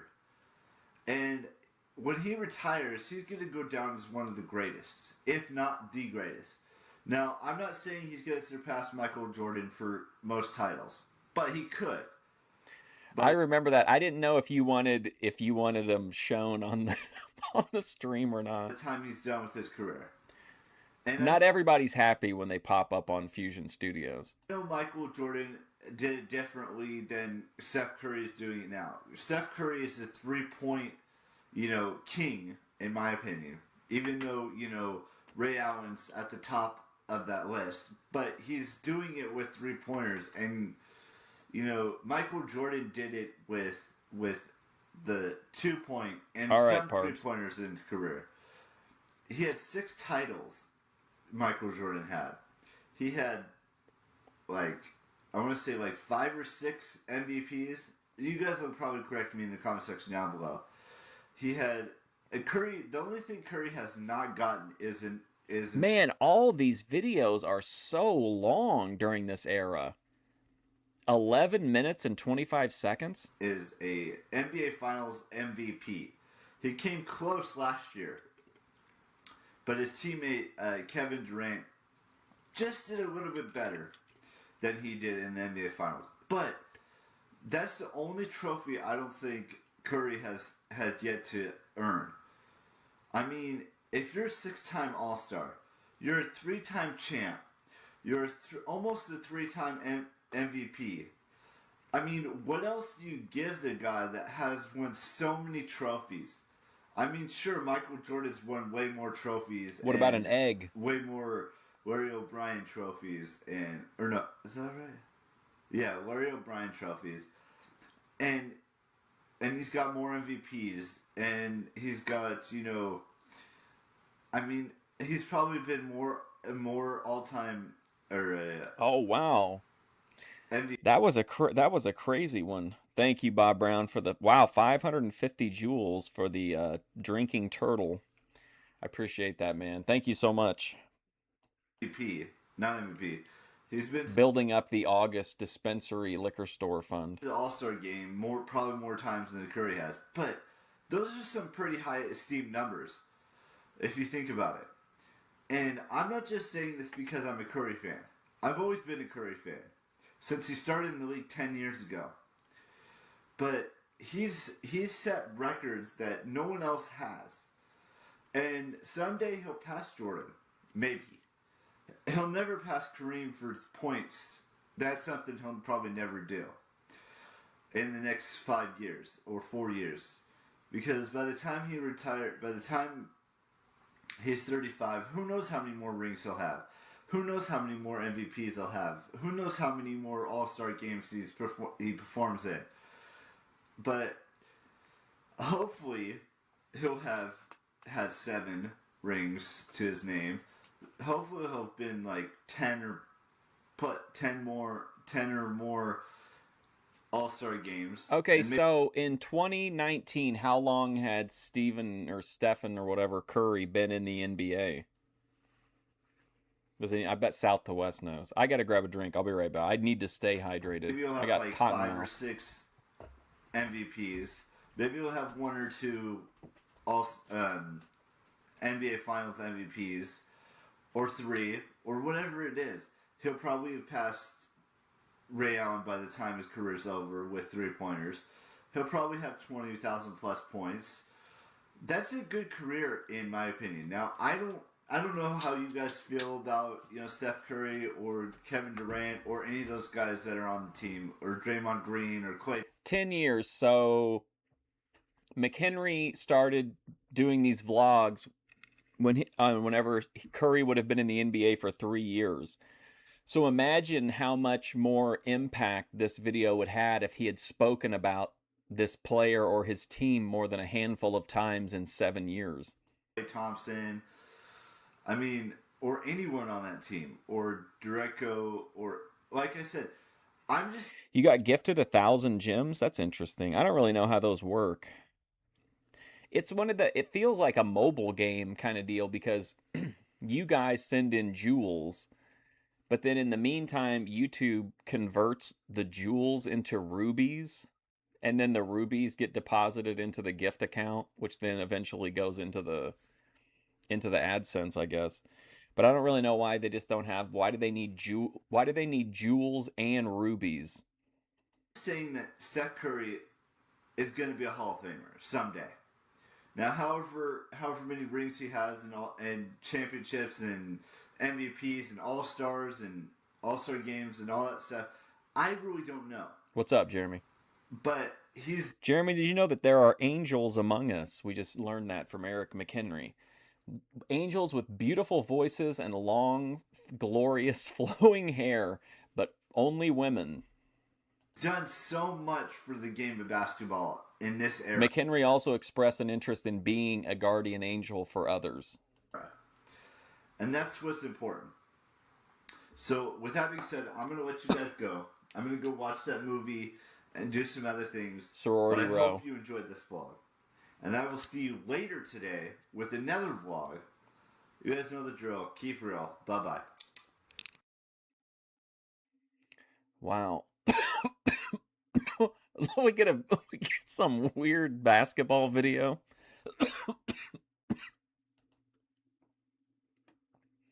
These video links are crazy. They're still going. Oh my God, another 10-minute one? Oh boy, here we go. I got a package from Amazon, and it is Harry Potter's wand. So I think this is wand number 3 or 4. I can't remember for sure, but I think it's 3. Hermione,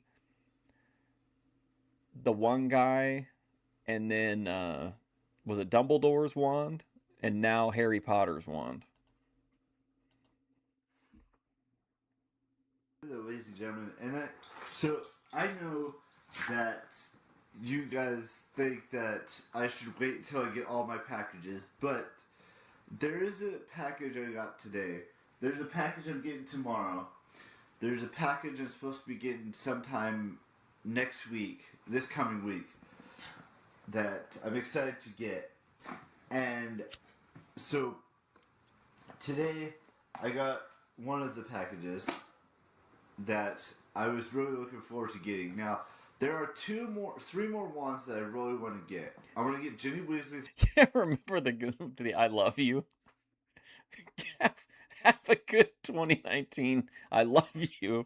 One. I want to get Willie Lovegood's wand, and I want to get Cho Chang's wand. And then I will not be collecting any more wands after I get those 3. But today's wand is like... With that final wand, my wanding days will be concluded. Super special to me. Don't get me wrong, Hermione's wand and the other wand are just as special to me as this one. But this one tops both of them, in my opinion. Now, there's a lot of backstory into this wand, because this wand, its twin brother is the wand that Voldemort had before it was broken, or he decided to dispose of it. Now, this wand has a phoenix core in it, or the tail, the A phoenix core. Okay. core of a phoenix tail. Core of a phoenix tail. And Voldemort's one has the exact same thing. But this one, well, let me show you the box first. Holy ever wanted. That. So this is what the box looks like. You guys all know by now, because I've already got 2 wands already. But okay, so wand that's 3. the box. I'm taking it out of the box. This is the second box it comes in. There's 3 boxes that it usually comes in. The outer box is just the box to hold it in. And this box did have some tape in it. Or not some tape. Something to protect it. Because this wand is very fragile and very valuable to me. Now that I have it. It is Harry Potter's wand. Harry Potter has had this wand from the very first day he got his wand until the last movie. But I mean, that's the thing, though. He doesn't want to talk about them if they're doing well.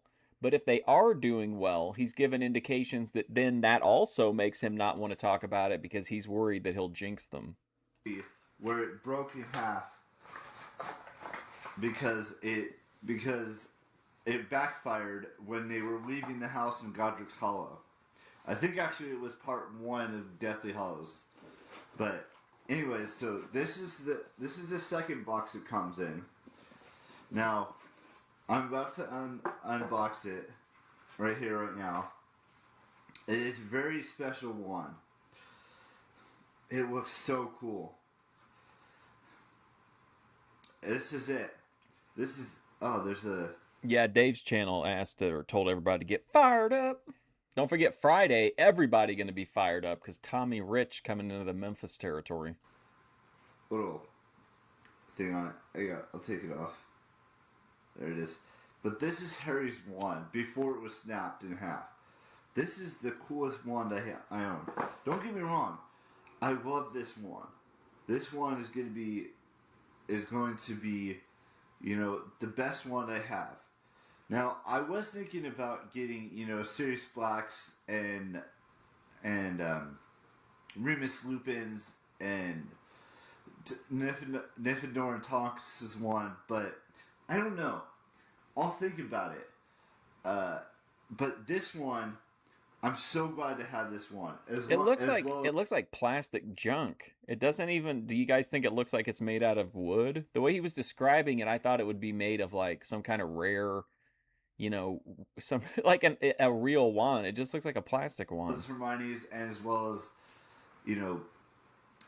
as Dumbledore's wand. But it used to be way before it was Harry's wand, or even Voldemort's wand, or it used to be the 3 brothers from the Tale of the Beat on the Bard, which is Ignatius, Camarus, and something like that. And there's another brother, I can't remember his name, but it used to be their wand. Does it look plastic to you too? And it was one of the brothers. It was the oldest brother. I can't remember the oldest brother's name, but yeah. So now I have 3 wands. I'm looking forward to getting 3 more. Hopefully, you know, there's going to be so much more. Potter wand. Why don't you guys take a look at it from this angle? I know it showed. He said that these were official because he was very happy to have a certificate of authenticity on the replica wand. So on the low end, you're looking at about $39, and on the high end, you're looking at $85. Like this most times, but I know these are just wood, or probably made out of wood.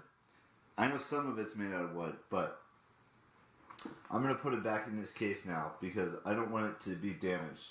I have never taken any of those other wands I have out of their case since I showed you guys them about a month ago. But so now My collection's adding up, and I'm excited. So that's it for today's video. Tomorrow, who knows what's going to happen. I'm going to be getting a shirt that has Hufflepuff on it. And I will show you. Oh no, Hufflepuff. I'm smoking this permanent push pop. And man, it's fucking me up. Use that shirt when I get it. But I'm gonna go continue watching that Sorority Row movie I was telling you guys about yesterday. Or maybe it was earlier today. But so he paused Sorority Row like for an extended period of time? Yeah. So there's that. Yeah. I will see you all tomorrow. You all know the drill. Keep real. Bye-bye. Is he watching them like 15 minutes at a time? See, here's the one from today. Well, they're really pushing Wasung, another one. Yeah, here's the one he posted up today. I'm going to keep applying for jobs until I find a part-time job to start. Where is the egg? I go off on some different tangents. What 2019 could have in store for this channel? Oh, the Harry Potter wand got him a nice uptick. So, good investment. Got him 188 views, which is up significantly. Who says IP doesn't matter anymore? Hello, ladies and gentlemen, and men and women, and kings and queens, and whatever you are, whatever you're watching this, I wanted to talk to you about something. I don't know what it is just yet, but it's something. I don't know. Merlin. I don't know why. Oh, look at this. It seems like hands on hips McHenry. Now we know he means business. I've been doing 10 times better with videos in 2019 than I have been with any other year I've been doing this. And I have no idea why. Maybe it's because I'm doing what I love. Maybe it's because I'm yelling at you guys. Maybe it's because I'm speaking my truth. Yes. Maybe it's because I'm talking about sports. Maybe it's because I'm talking about movies.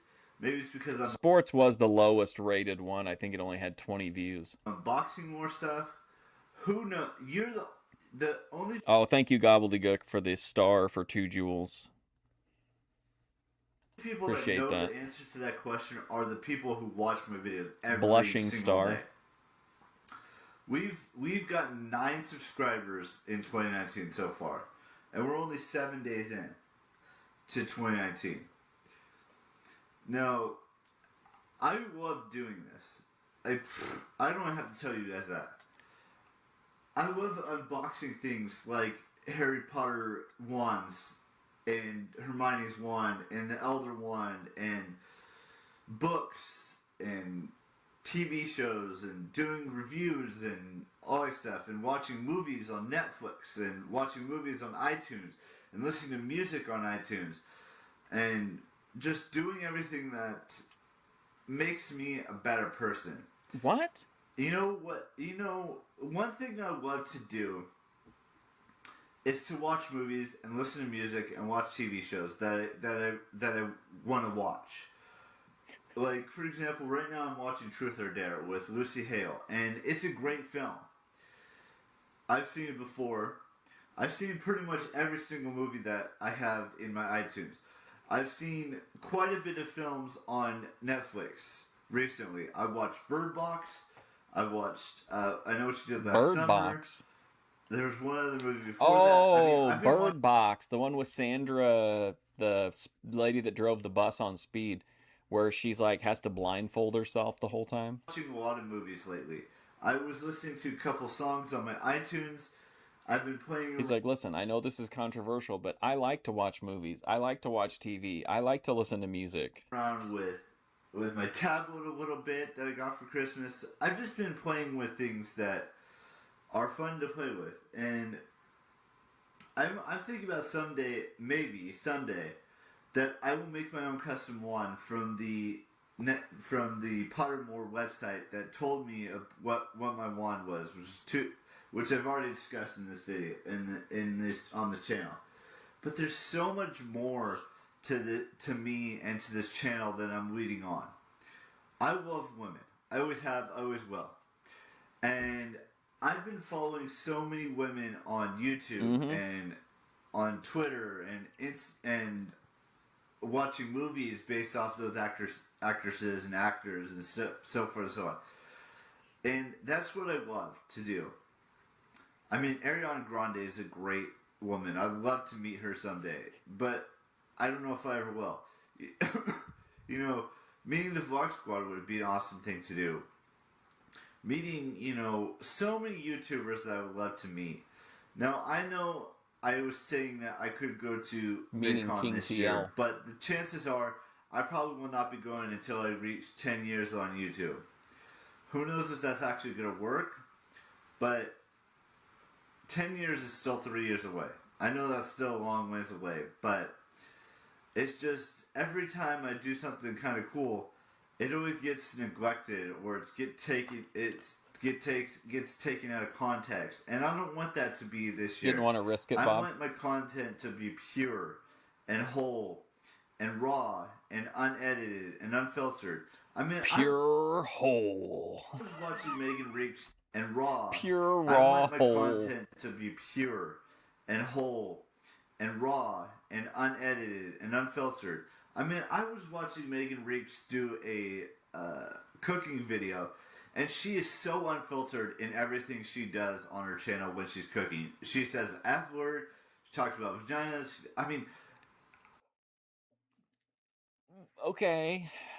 if I could, she says, and she is so unfiltered in everything she does on her channel when she's cooking. She says the F word, she talks about vaginas. I mean, if I could do that, I would. But that's when I describe unfiltered, just thinking like when I use that to describe Ben, and while it's technically true, I don't think I would use that word when I like, oh yeah, this guy Ben Thorpe, he's just completely unfiltered. That makes it sound like he's like an edgy podcaster or something. It's a double standard with men. They can't talk about, saying the F-bomb. I would just say he videos, uses slurs. Or saying dick or any of that stuff in all of their videos. Or saying dick or any of that stuff. It's not what we accomplish on this channel. Back to the nipples. But if I were to do something like that, I would need to know by you guys hitting the thumbs up button or leaving a comment saying if I should become more unfiltered than I already am. I mean, he's like, let me know by hitting the like button, and there's only one like from 7 years ago. I do say fuck a lot, or recently, more unfiltered than I already am. I mean, I do say fuck. What a liar! Why is he lying? He has not been saying fuck a lot. Fuck a lot. And I should become more unfiltered than I already am. I mean, I do say fuck a lot. Or recently, in the last 2 years, I've said it a couple of times in a video. Or recently, in the last 2 years, I've said it a couple of times. I've been using it more often. He's used it twice in the last 2 years. In a video. And I got angry. But, hey, we can say the F word, or we can say the S word, or any of those words, and not have it mean something. This shit is literally, I can feel my brain just fucking dissolving listening to this. The negative, or have it mean the bad thing, or anything like that. I don't know why I'm discussing this with you guys, but I am. I don't know either. And that's honest to God truth, that I don't know what this channel is going to become in 2019. I would love to do more outside vlogs. That's just a possibility. Oh no, this again? I would love to be, more, unfiltered and unedited and all that stuff. That's why I started the trend this year about being raw. 3 times in the last 2 years. Yeah, that's a little bit better. This is just so bizarre. This whole thing is just, I don't know what the hell he's talking about. He needs to be more unfiltered. Unfiltered, unedited. But listen, I want to be raw, authentic, profane, but above all else real, if you guys are okay with that. Who knows if that's going to succeed, or if that's going to fail, or what's going to happen with that. But if you guys want me to cuss more in these videos, I'll do it. If you want me to, exactly, Roach, more profanity. If you guys want me to curse more, which again, this is, believe it or not, if you don't know, this is not the first time this is not the first rodeo with this. A few years earlier, he had done a series of videos where he promised to curse more to seem to be more mature, but he did it in such a forced way. Like you could tell that he was like kind of counting in his mind how many times he had been saying the curse words. It was so awkward, but it was really funny. I sure won't as heck get money Keep for it it, but fucking I'll real. do it. You all know the fucking drill. Keep it real, bitch. Swag bomb. And I'm not going to talk about sex or Okay. anything inappropriate on this channel. But I will Raw, uncut, uncensored, except for anything that's inappropriate. I will start bringing back Ask Erics in the future, whether it's after my birthday or before. I'm not 100% sure on that. Has he ever opened it? Yes. Someone also opened it on him one time. But yeah, if you open that door, you go into like a taint that also has a bathroom in it. And then when you get on the other side of the taint, then you're in that room that he sometimes films in. He technically has the run of the upstairs now. But ever since the standing era, I feel like he's been in his room the whole time. I want to bring back sports talks. I want to bring back TV You remember the forced cursing? It was really awkward. talks. I want to bring back movie talks. I want to do a lot of things. I want to even start doing live streams again. Yeah. Well, and he told me the other day that there would never be another live stream ever on my YouTube channel. But swag these bomb. are just some things that run through my mind on a daily basis, and I have to start. I'm Jay the Doll King Hefner. Deal with it. Figuring out what 2019 means to me and how to, interact a little bit more with you guys. I mean, have you ever thought like that? I mean, like looking back, even I think I've never really felt like that a year had a theme to it like that. I don't know. So if you I've never thought like what did 2022 mean to me?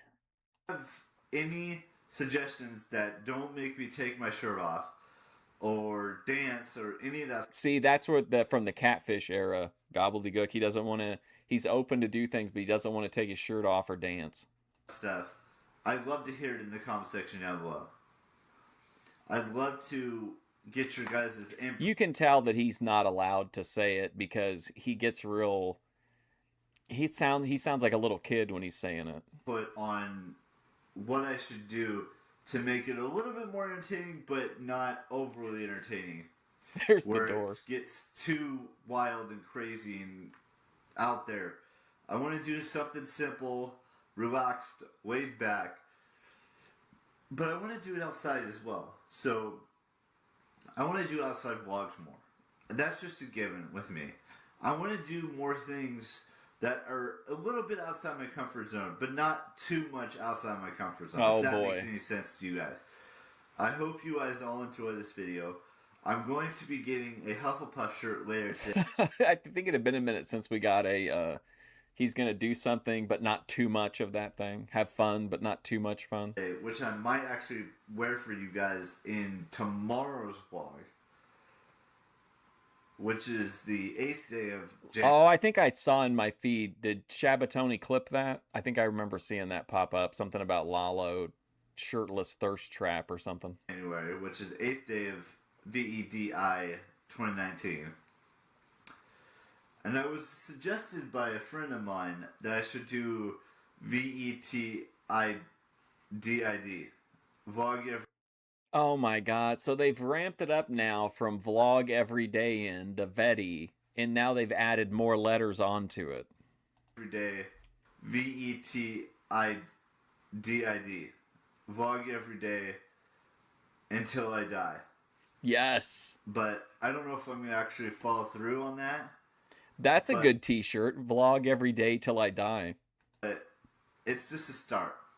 So I hope, like I said, I hope every single one of you who's been following me for... No, I didn't watch much of the Thorpe stuff over the weekend.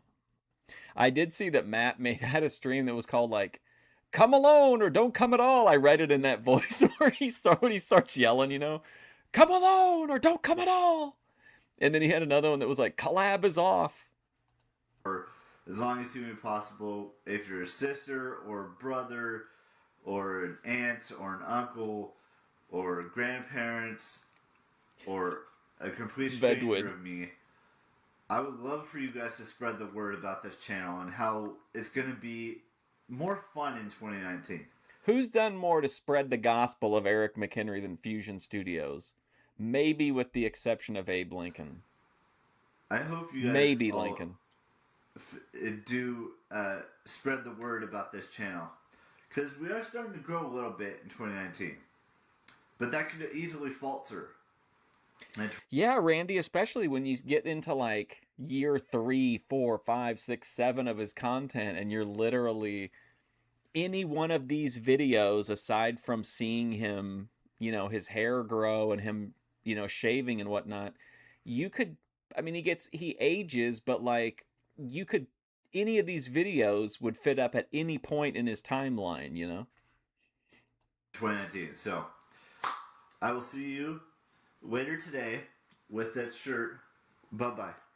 Hey, listen, I know you don't typically watch YouTubers, but so there's this guy Eric McHenry. Listen, he lives in his parents' attic and he vlogs every day about what he's been doing. And I know, but let me finish. He's gonna start cursing more. You're in? Okay, it's at Eric M Vlogs. Like, well, I was gonna watch them, but they don't curse nearly enough. Oh my god. I go off. Okay, we watched that one. Oh, finally, we get a decent length one. I show you. Oh wait, okay. The wand was 188. All right. I show you the house I am in, Hogwarts, with the shirt I got. Okay. I show you the house I am in, Hogwarts, with the shirt I got from Amazon, which is Hufflepuff. We already know that. Ladies and gentlemen, so let's do this. Keep this open. So I ordered something. I got a fucking package from from the pricks at Amazon. I know I keep showing you guys all the stuff I ordered from Amazon, but I don't know what's going on in my throat right now. But so I got another package that I ordered from Amazon today. I might be getting another one either tomorrow, the 9th, or the 10th. I'm not sure when it's supposed to get here, but it was in Georgia a couple days ago. Oh, wow. Okay, when did we start? Wasn't he on like the 4th? We're only on the 7th? How is this possible? I would like you to all leave questions for a Q&A next week, but the questions have to be appropriate and unique. No sex questions or weird questions, because I won't answer them, and no repeat questions either.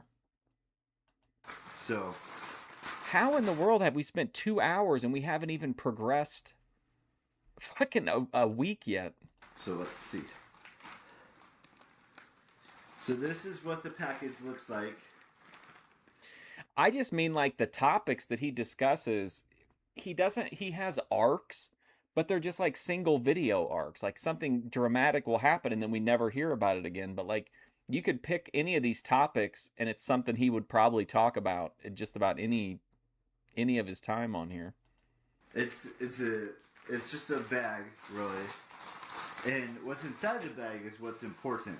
Now, you guys all know by now, I've told you this a couple times recently about my house and what my Hogwarts house is. So today, hopefully this shirt fits me. I got an extra large, right? Yeah, I got extra large. But I wanted to get this package because I don't have anything with my house, my Hogwarts house. So I decided to get a shirt of my Hogwarts house, and so here it is. It is a Hufflepuff. It's got the badger. It's got who the picks this shit? Emblem. This shirt is the shits. Does he get all of them from the same place? It looks almost exactly like one that he got for Christmas, I feel like. Or the insignia. It's yellow, and it's just an awesome shirt. It's a badger, by the way. That's the mascot. Or not the mascot. The house. I guess you could call it mascot. So that's what I got today in the mail. Tomorrow I'm supposed to be getting a movie. It's a fucking porno flick. It's a DP porno flick. Actually, I'm going to be going to watch a movie right now. Actually, maybe 3 tonight. I'm not sure just yet. He's hesitant to do unboxings because remember when he got the first wand in the mail, he couldn't physically open the Amazon box and he struggled with it for like 3 or 4 minutes and then he just ended the video. But he could just pre-do it, which I think you should do anyway. Like so that everything goes smooth and you don't have to spend 10 minutes if you have something tied down or whatever. He should just pre-open them and then just unbox them on his videos. After I get through I'm working on the VP meetup. If McHenry ever agrees to do an IRL, I'll try to get to pick him up and then we'll meet up with VP. The videos I need to watch on YouTube. I'm going to watch 3 movies and then go back to watching YouTube and play a little bit of choices on my phone and just have fun tonight. Now that I've showed you the one thing I got from he's gonna change the pace a little bit and just have a relaxing evening. Amazon today, I wanted to talk to you guys about this. So I'm thinking next week we do like a Q&A where I make it like a 20-minute video, if you will, God, of all of the questions you guys have to ask me. Now, there's going to be a, what's the word I'm looking here for? There's going to be a restriction on any question that you may or may not ask in the video. So, McHenry opening the wand? So please, if I've already answered the question or I answered it and I said I don't want to answer it, don't ask that question again. And if it's a weird question about sexual this stuff, fucking guy, don't make me never make me repeat myself. It sickens me. Don't ask it because I'm not going to answer any sexual-related questions at all. But I want you guys to ask unique questions that I've never answered before in a Q&A that I've done in the past. And I keep memory of every single question you guys have asked me inside my brain. So if I see a repeat question or a question I'm not going to answer, I probably won't answer it. But if it's a unique question that you've never asked me before, that's not weird or inappropriate or related to sex in any form, I will answer it to the best of my ability. Now, I don't know which day yet it's going to be that I answer this question. It's not going to be until next week. Like, right around the middle of the month, maybe. Seeing as how we're only on the 7th day of 2019. But, so, that's just what I wanted to tell you guys about today in this video. So, if you do decide to watch this video and see the shirt that... I'm having trouble finding it because it's bringing up the actual unboxing videos. Or the unboxing video. I can probably find it for the next time. I got from Amazon and watched the whole... Because if I fuck with the other screen at all, I'll have to scroll all the way through 7 years of videos to get back to where we are. This whole video, you will know that I do not want to answer any sexual-related questions or want to answer anything that's weird or inappropriate or anything of that nature. Make it unique, something I have never answered before that I can answer. Because I will be reading through the comments of this video specifically. And this is the only video you can actually send in your questions to. Because I will not be reading... I will be reading comments from other videos from now until the time I do the Q&A. But I probably will not answer those questions unless it's directly from this video. And I will have a tab open for this video to see where the comments are going to come in from. So... with that being said, I will see you all tomorrow with a brand spanking new vlog.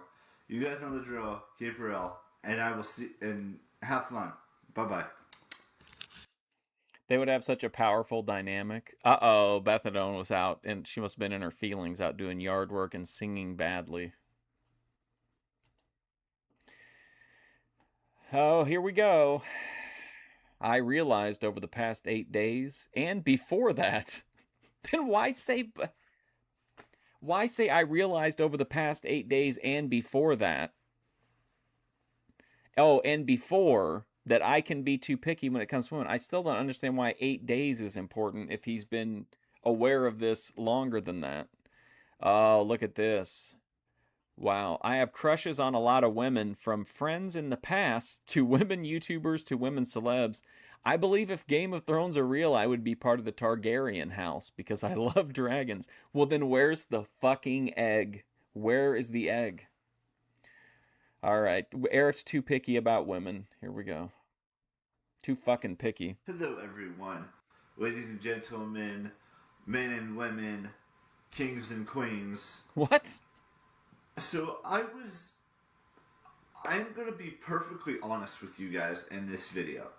Because for the first 8 days of 2019, I've been doing a lot of self-reflecting. And in the process of self-reflecting, I've been watching a lot of YouTube videos. And yesterday, I was just finishing up Liza's video that she posted about her, her journey of having a rough year last year in 2018. And I had a rough year too, even though I don't really talk about it because I don't know if he even would remember that now, Bob. to talk about it. Maybe. I did have a rough year. And right now, after so much deliberation and so much thinking and daydreaming and all of these things, I've come to the realization of something. After much daydreaming. That I haven't ever discussed. After so much daydreaming, I've decided to lower my standards for women. What kind of daydreaming was he doing that made him maybe be more open to compromise if it means female attention? With you guys before. Look, I know in my heart and in my soul and in my brain that I was being too picky about, women that I would love to date in the future. And I needed to take a step back and look at my life and see what I was doing wrong and try to learn from that mistake. Kings and queens. And I've learned over the past 8 days, I know there's still so many more days. This all goes back to that self-love and self-discovery that I was talking about on the very first day of this year. Or maybe it was the very last day Oh of last no, year. is that true? It's me? But That's rough, man. of all the things that I've discovered in the first 8 days of 2019 is that the love I feel for myself doesn't work out all that well. I still love myself, don't get me wrong on that topic, but there are things that I've been doing wrong, and I've realized that I've been doing things the wrong way for the first, 8 days of this year, where I've talked about, self-love and self-discovery, and I've talked about, wanting to date a woman YouTuber. That's still a goal of mine, but it's not as big as a goal of mine as, trying to figure out where my life is going. Okay. And how to get to the end of that rainbow or that sunshine or whatever you want to call it. Because honestly, aren't those the two things that he says that like life isn't, is sunshine and rainbows? Isn't that like a McHenryism? I know it's not all sunshine and rainbows. I don't like to think of myself as a man who, just sits by I think he did fill her in on the EFD 306 situation. idly and watches as the world goes by. Sure, I do like to people watch, but in a respectful manner. Okay. And I've been doing this for as long as I can remember. In my brain and in my heart and in my soul, I've always pictured myself with someone that I can't have. Okay. Or someone that's way out of my league. Okay, good. Something along those lines. And This is self-awareness. This is progress. And maybe it's because I'm not the most attractive guy. Now keep in mind that a few days ago he made a video in 2026, a few days ago, he made a video explaining why he would never date a normie ever and only celebrities for him. Or maybe because I'm not the strongest guy or the most fit guy or, the smartest guy or the most, adventurous guy or the most hands-on person. But I'm The most hands-on person. What does that mean? trying to better myself Lalo? every single day. And that's what this journey of self-discovery and self-love is all about for me. And I know it's only been 8 days into this journey of mine, but in that self-discovery, I found something inside of me that helps me, or that have helped Oh no, me beautiful. realize that I'm wasting my time and I'm wasting my energy on trying to chase something that's unrealistic. Yes, this feels like it should be like a looking glass moment for McHenry. Listen to this. Energy. Realize that I'm wasting my time and I'm wasting my energy on trying to chase something that's unrealistic. Yes, this solves so many of McHenry's problems in theory. Recognizing the issue, which is that he's spending an inordinate amount of time planning for things that are never going to happen versus just doing the things that he enjoys. Of course, we know that he's not going to stay in this mindset permanently. And that's not, fair to anyone else out there who's a woman that's No, I don't in my follow her. shoes. And I'm not saying I'm not on Facebook. Facebook is weird now. I thought for years it's been like predominantly not real people for some reason. that, I'm a woman or anything like that. I haven't been in on this it in body. years. I'm a 100% man. And I'm 100% 100% like that in man. this body. I'm a woman that's in my shoes.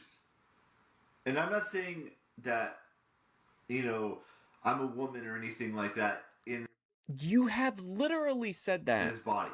I'm a woman. Yes, you have said literally that even whenever he accepted the fact that he was 100% heterosexual in this life, he said that he never said that wasn't true. Remember, he said that he wasn't going to let the woman who was living in his brain tell him what to do with his body. 100%. So he's definitely saying that. And I'm not saying that, I'm a woman or anything like that in this body. I'm a 100% man. And I'm 100%, trying to figure out where this 2019 journey is going to take me. Oh my I know God. we're only 8 days in. I understand that there's still, 352 days left. Or no, 350 something. 56 days left or something like that of 2019, but there's so much more that I need to learn in 2019 before I can move. I know, Randy, the stream's over 2 hours now and we've only made it through like a few days of his content. Move on to the next chapter in my life, which it just so happens to be my 30th birthday. This is the filibuster era. Which is in April. Which is 3 months away. 30% more, man. Look, I don't expect you guys to understand a word I say in this video, but this is just me being who I am and learning and discovering and loving myself and figuring out what life has for me to offer. Because I don't know how long I'm going to live. I may live to be 70 or 80 years old. I may live to be 120 years old. Okay. I personally don't know how long I will have. What about 350 to 400 years? There's another McHenryism. Remember? He said he was going to live to be 350 to 400 years old. Like, just deadpan said that. On this planet. But in that time period between my first birthday and my 100 or 80th birthday or 100th birthday or 80th birthday or how Yeah, his room is fucked up because something's going on with him. He's cutting these super long videos. He's making multiple videos every day.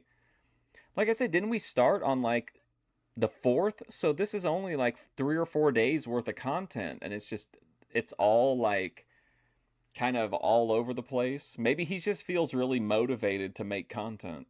How long I live. I wanted to discuss this because this has been eating away at my soul and my heart. Eating away at your soul? And my brain for as long as I can remember. Which is pretty long because I remember a lot of things in my life. Now, let's be real here. I want to. I know you guys. I want to ask you guys a question to end this video because this is a very important video question, and I want to discuss a little bit more about it in a little bit more detail later on, like maybe in the second video today. But What? I want to know if you guys all now. This isn't a religious question. This isn't to be out there and figure things out. But do you believe in your heart of hearts and in your soul and in your mind that there is a life after death? Now I'm not saying we come back as a ghost or anything like that. I'm just asking for personal reason. This is fantastic. Mortality discussions? Oh man, existential dread setting in. I'm feasting. Be to this the Church of Scientology. I love existential crisis content. It could be to anyone who knows about science or the afterlife or God or Jesus Christ or whatever you believe in. I want to know, do you think after we die, do our manifestation of human skin and body and mind and soul and heart, do we get to come back, be reborn, if you will, as another person or he really is. It's wild content, but it's to me anyway. I find it to be he's like really on these last few videos. He's really wanting to come back. Object, like a slug. What? Or a female. An asexual slug or an asexual snail. Let's take it back. A midget, if you will. A midget? Did he really just say come back as a midget? To come back, be reborn, if you will, as another person or another object, like a slug. An object? Or a female or a male or something. I thought he said a midget. That we don't really know about. I swear he said midget. That's the age-old question I've been asking myself for years and years and years. Now, age-old question. A lot of you may say no, and a lot of you may say yes, but I'm just curious, and this is just coming out of nowhere. I'm just curious.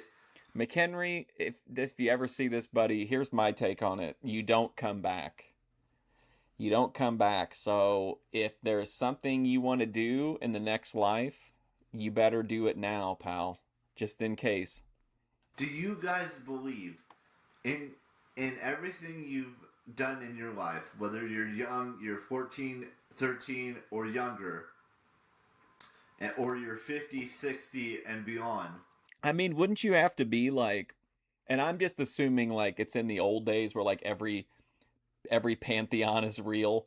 Like, wouldn't you have to be of a very specific religion to be, because like in Christianity and Catholicism, you don't really come back, you move forward, whether that's to purgatory or whatever, Mount Olympus, whatever you do in Catholicism. But like, aren't there very few religions that allow for reincarnation? And I feel like they're very karma driven, the ones that are. So the odds of him coming back as a hot bisexual female YouTuber is probably pretty low, given his karma rating. And in that middle area between 15 and 59, do you believe in What's your up, G-Thanks? Body and your mind? Hey, G-Thanks, did you see Bethadone banned Parbs and called him an F slur and cut a big promo on him? In your soul and everything else, that there is a life after death. I mean, I'm not trying to get all religious on you. He's like, I'm not trying to get religious on you, but I believe that Jesus Christ will take me to heaven. We know I don't know why if he's worried about offending somebody, but I think he's been kind of at least identifying as a Christian for a while now. But if you think about it, Jesus Christ came back from the dead on Easter. Now wait, before you guys say anything, he did come back to life. Oh, that just happened like a few minutes before my stream went live today. That was The pardoning. that was years and years and years and years and years ago. But what do we do after we die? Do we just cease to exist, or do we become something? Do we become another human or another creature? I mean, this is about as existential as it gets. McHenry is not an old man. He's 30. He's 37 now, so he's 29 here, about to turn 30. Yet he talks as if he's in like a fucking retirement home, of being like, well, it's been a life well lived. I wonder what awaits through the next door. Well, there's tons of doors to go through here, buddy. Even now, he's like, what, 40? He's 37 now. He's still got like tons of time to do something, especially if he's going to live to 450 years old. Like a slug, or But he's basically given up on life. It's what it feels like to me, like kind of like Ben Thorpe, you know, he doesn't really care what happens in this life. He's just thinking about where he's going to be after this. He's just only concerned with heaven, and McHenry's only concerned with reincarnation into a bisexual female. some sort of a bug, and then grow into being a human again. Start as a bug and grow into a human again? That's what I would love to know in this video. What? After all of this stuff I told you about self-discovery and all that stuff, I guess that kind of intertwines with each other, but it really doesn't.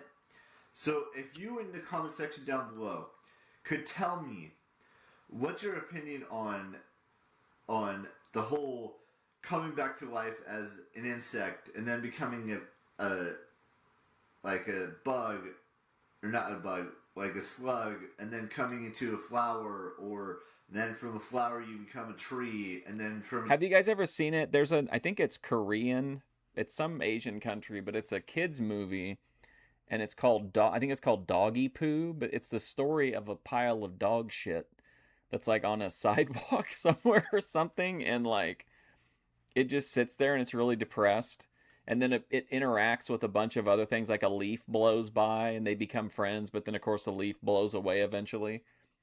And the eventual outcome of the story is that a plant starts to grow nearby, and then the pile of shit fertilizes the flower, so it fulfills a purpose, even though it's not, attractive or really particularly practical, that even if you're dog shit, you can serve a purpose.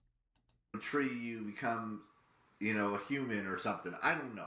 I don't know the whole process of becoming a human again. But if there is a way that could happen, I would love to know how that works. So please, in the comment section down below, let me know. With that being said, I'm going to let you guys all go today. You all know the drill, and I will have another video for you. Thank you, Bob, for the happy poop. He was a happy poop once he served his purpose. On today, so be ready for that.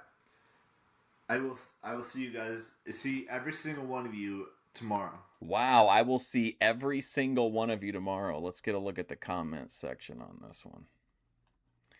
2 comments. Randy Johnson. Wow, the famous pitcher. You aren't doing anything wrong. Keep up the good work.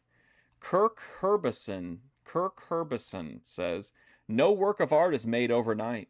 You first have to train your skills and then fail and fail and fail. You learn from those failures until you can finally make that masterpiece. Your life is no different. Regarding the afterlife, I am personally unsure of the religious afterlife. In a sense, we might be reborn into another being because energy can't be created or destroyed. In the near future, we may be able to avoid death, though, which is a whole nother concept. Check out Neuralink if you're curious about that. Wow, what a video. And that was that same video about the being picky about women. I feel like they got way off track. All right, I have crushes on a lot of women, from friends in the past to women YouTubers to women celebs. Hello, ladies and gentlemen, and boys and girls, and men and... That's why he doesn't want to talk about sex, because he thinks people are born as insects and then grow into humans. Women and... Hello, ladies and gentlemen, and boys and girls, and men and women, Give him truth. and kings and queens and whatever you want to call yourself these days. He should So, drop a slur at the end of that if he wants to really be edgy. Like, imagine. hello, ladies and gentlemen, and boys and girls, and men and women, and kings and queens, and whatever you want to call yourself these days. Whatever you want to call I yourself. was thinking about this as I was doing things with my getting stuff ready for today. We all have crushes in life, whether it's a celebrity crush, whether it's a woman's. Does anyone in the chat have any crushes they want to admit to any of the boy crush, a man celebrity crush, denizens? we have a YouTuber crush, whether it's woman or man. We have a real life crush, whether it's a woman or man, depending on your sexuality and your gender and all that stuff. We all have it, and if you say you don't, you're lying to yourself. And I'm not saying that that's a bad thing or anything, but you're lying to yourself deep down in your gut and in your soul. You know it's true. I have so many crushes on women. Oh, you had a Whether it's corn friend dog? crush, whether it's a YouTuber crush, whether it's a celebrity crush, musician crush. I mean, of all the women in the world, there's so many women on this planet that we can have crushes on. Mm-hmm. And just so we're clear, some of us do something about it and others don't, because we don't want to ruin that friendship with that person that we have that. Listen, I could be with these women, but I treasure their friendship, and I wouldn't want to put that at risk. It's the same fucking cope as this channel could be really big, but I don't curse enough. If I was willing to be edgy, like, come on, McHenry. That crush on with.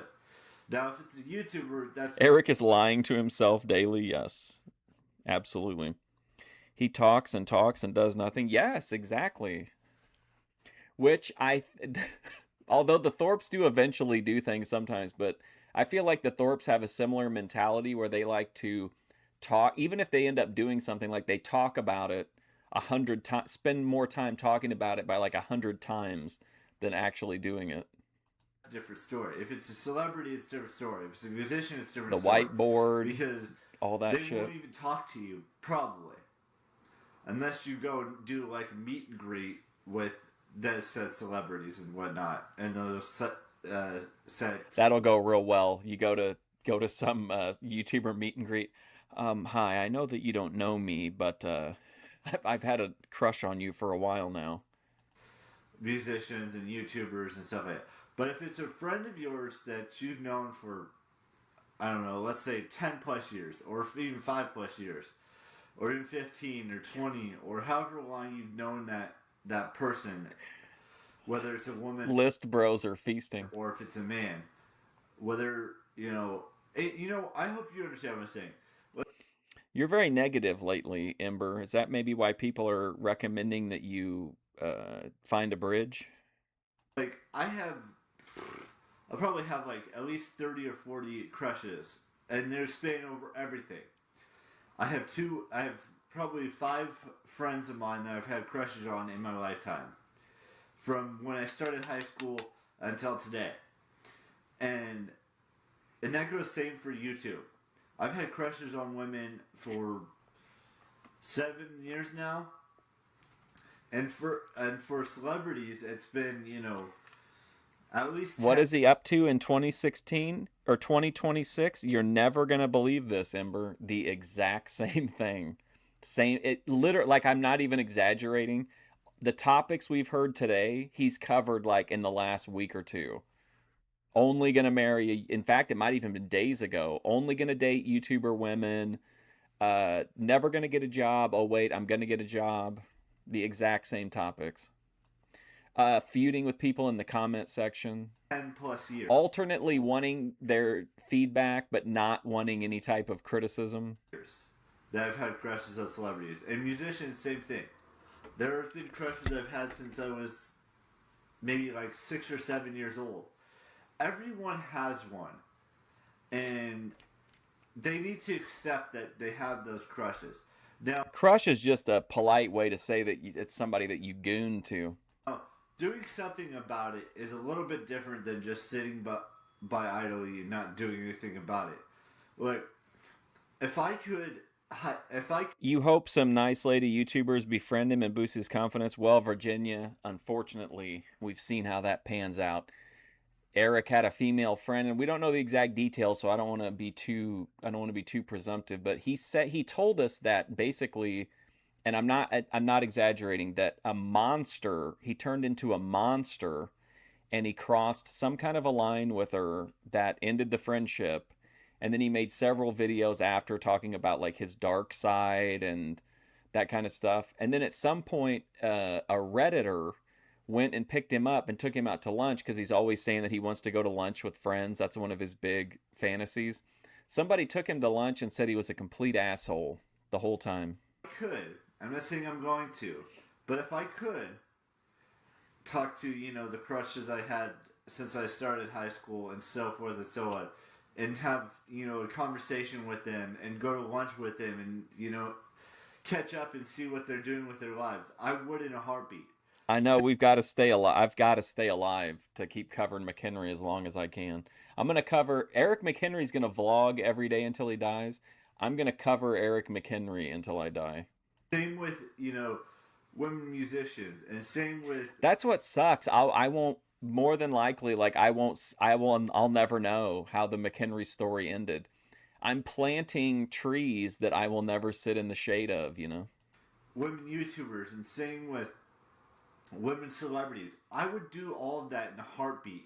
And I'm sure every single... Yes, it's a frequent, and I'm not even bagging on him. I completely understand that he like the desire to have that social interaction. But yeah, lunch with friends, he talks about a lot.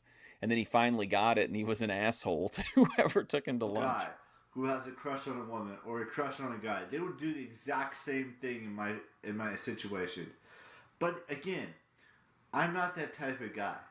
Sure, I like to comment on YouTubers' videos, and sure, I like to, tweet at some celebrities and some musicians. No, can you imagine? What's he sent? Oh man, what is he sending them? I think Anand checked and his Twitter wasn't available, or maybe that was his Instagram. I would love to know what he was tweeting at people. But it doesn't always work out to the best of our abilities.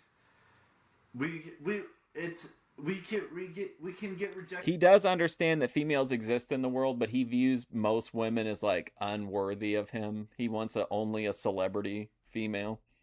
But he did admit that he probably is too picky about that. And that's perfectly okay to get rejected by a crush. That means that I would get along with him fantastically. I don't know how much he would like me, but I would get along with him just fine. Just imagine, like, I would want to... he would just be yapping like this the entire time, no matter what you did. You move on to someone else. I could get him on the right path as far as social skills, just with a single collab, I think.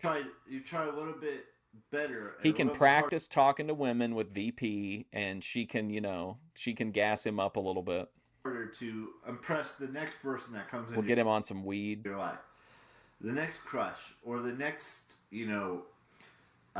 That's what he said, Virginia. Like, I'm not making an assumption about it. He literally used the word monster to describe it. He also said that he has secrets that are so dark that they would shatter his entire life if people found out about it.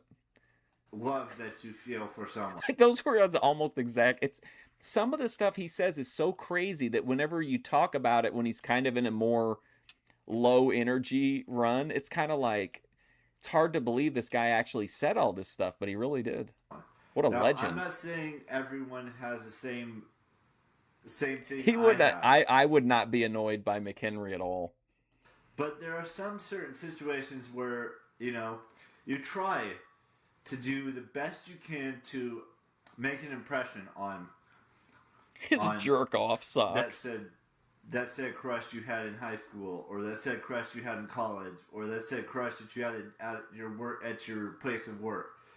Maybe he tried to big league him. Who knows? I think they just kind of said, South to West would know better than me, but I feel like they used other words to describe him, like that he seemed kind of like entitled or arrogant. It's, at a retail store, grocery. Oh yeah, he said he's half vampire as well. Like, it's like, what?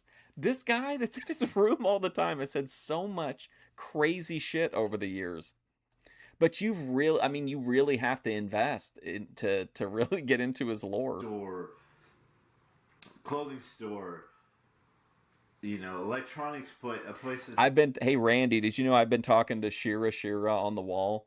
She added me on Discord. We've been talking about some of the Boit people. Sells electronics, that sort of stuff. And then there's crushes you have over the internet. Internet crushes basically, whether it's on YouTube, Instagram, Snapchat, Twitter, you name it, Facebook. There are people that you're gonna have a crush on. Oh yeah, the chair towel. And you can go out there and put yourself out there and be the best you can be. And then there's people like me who don't do that. I live my life on the internet, guys. That's why people should use an AI background. That's what I've been doing for the past 10 plus years, or even longer than that. I've lived on the internet since MySpace was a thing. Yeah, she's really nice. She added me on Discord, and then we've been just like talking about some of the people on there. But she seems like she's really nice. Was 15 plus years ago, I believe. She was at VidCon over the weekend not too long ago, living Eric McHenry's dream. And it's just everything is just so awesome on the internet because I'm not saying I'm an introvert, but I do want to go outside and talk to women. Virginia, I don't know if that's necessarily it, but I feel like anytime he gets a little bit of exposure to the outside world, that's what he talks about. Like he'll literally say nothing political for years, and then he'll see a story about something. Remember, he got real emotional about the family separations. I just think it's whatever he's exposed to. It's kind of whatever external stimuli he has is what he responds to. But he's also hyper fixated at times on the comment section. But I think even he sees how detrimental that is because he sets boundaries for himself pretty quickly. And he could go years without ever responding to somebody. And get their opinions on things. That is what I want to do. Is she nicer than Kim? She's completely cool. That's at least one of the goals I have for 2019. Like, legitimately just like super nice. Well, I hope you guys will understand the whole crush thing and everything like that. And I will see you guys tomorrow with a brand spanking new vlog. Bye-bye. Help us solve this tricky puzzle. Oh, I forgot about the... Oh, man, the Game of Thrones one. Maybe that's why we're not getting the egg. Well, he has no exposure really to the outside world, Virginia. I think you're kind of new to McHenry, right? He's completely shut off pretty much. The only time he gets to leave is when he goes somewhere with his parents. He doesn't really do anything like...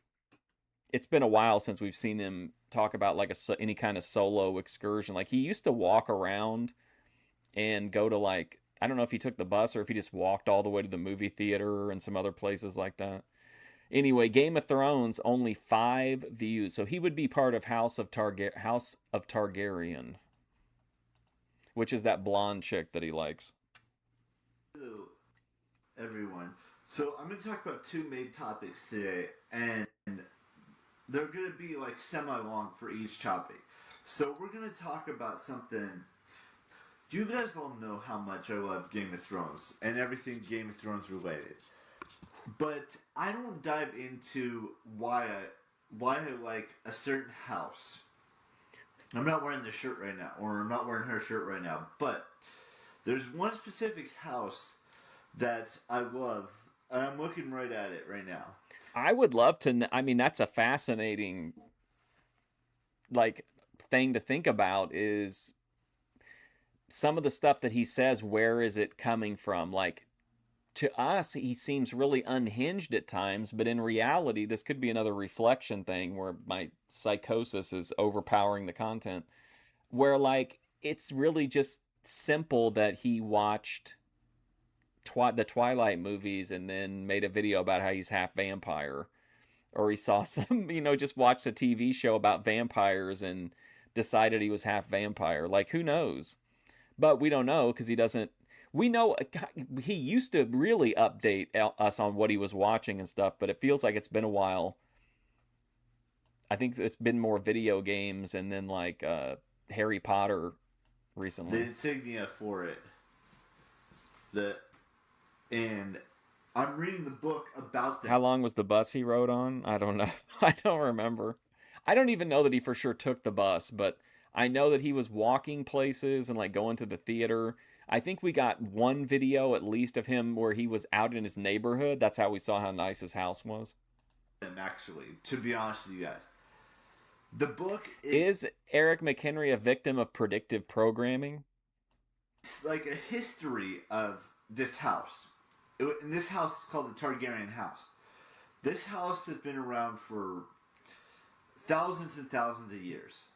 And I know it's a fictional house, and all of these houses are fictional, but all the houses part of Game of Thrones are all fictional. But Oh shit. Hey Randy, have you tried the hot honey pizza Doritos? there is a thing that I've been following. I don't know if I'm actually this at all or not, because most of you might not think dragons are real. But I feel like in my soul and in my heart and everything. Remember when everybody was saying that stupid fucking alien movie was going to be like groundbreaking and things were never going to be the same again, and absolutely nobody gave a shit. I don't, aside from a few people that shit on it at release, like I never hear anything about that alien movie. Part of my body and soul and everything else that I've got a little bit of fire, a little bit of a dragon fire, if you will. Now I'm going to pick up McHenry and then we're going to drive to, I'll fly to McHenry and then we'll do some IRLs in the bay adjacent area. Then we'll go meet up with VP, and that's where McHenry will get his crash course in social skills and interacting with YouTuber women. He'll be open to it because she can show him all of her like viral clips and he'll think she's a big deal. Inside of me. Because, as you may all know, Hot honey pizza Doritos. in the Chinese New Year calendar, the year I was born, Well, is he made a video a few months ago toward the end of 2018 where he gave a detailed speech gobbledygook about why, even though dragons aren't real, he's justified in believing in them. And any other mystical creatures as well. I'll be right back. is the year of the serpent. And dragons, even though they're, not serpents The Steven Spielberg one, Ananji. I can't remember what the name of it was. per se, they still have that serpentine type feel to them. Where they What have did he those, just? the I can't even leave for a second. Did he say serpentine? the wings, even though serpents don't really have wings, they have the head of a serpent, sort of. Now, I know this probably makes no sense whatsoever to any of you guys who watch my channel over the course of the past so many years, but I feel like in my heart, I'm a dragon, where I like to breathe fire and spit fire at anything or anyone that gets in my way.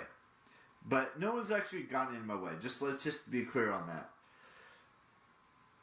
This house has really impacted me, and I felt that fire, that dragon's breath, if you will. Not like actual dragon's breath, where your mouth spits, doesn't spit, it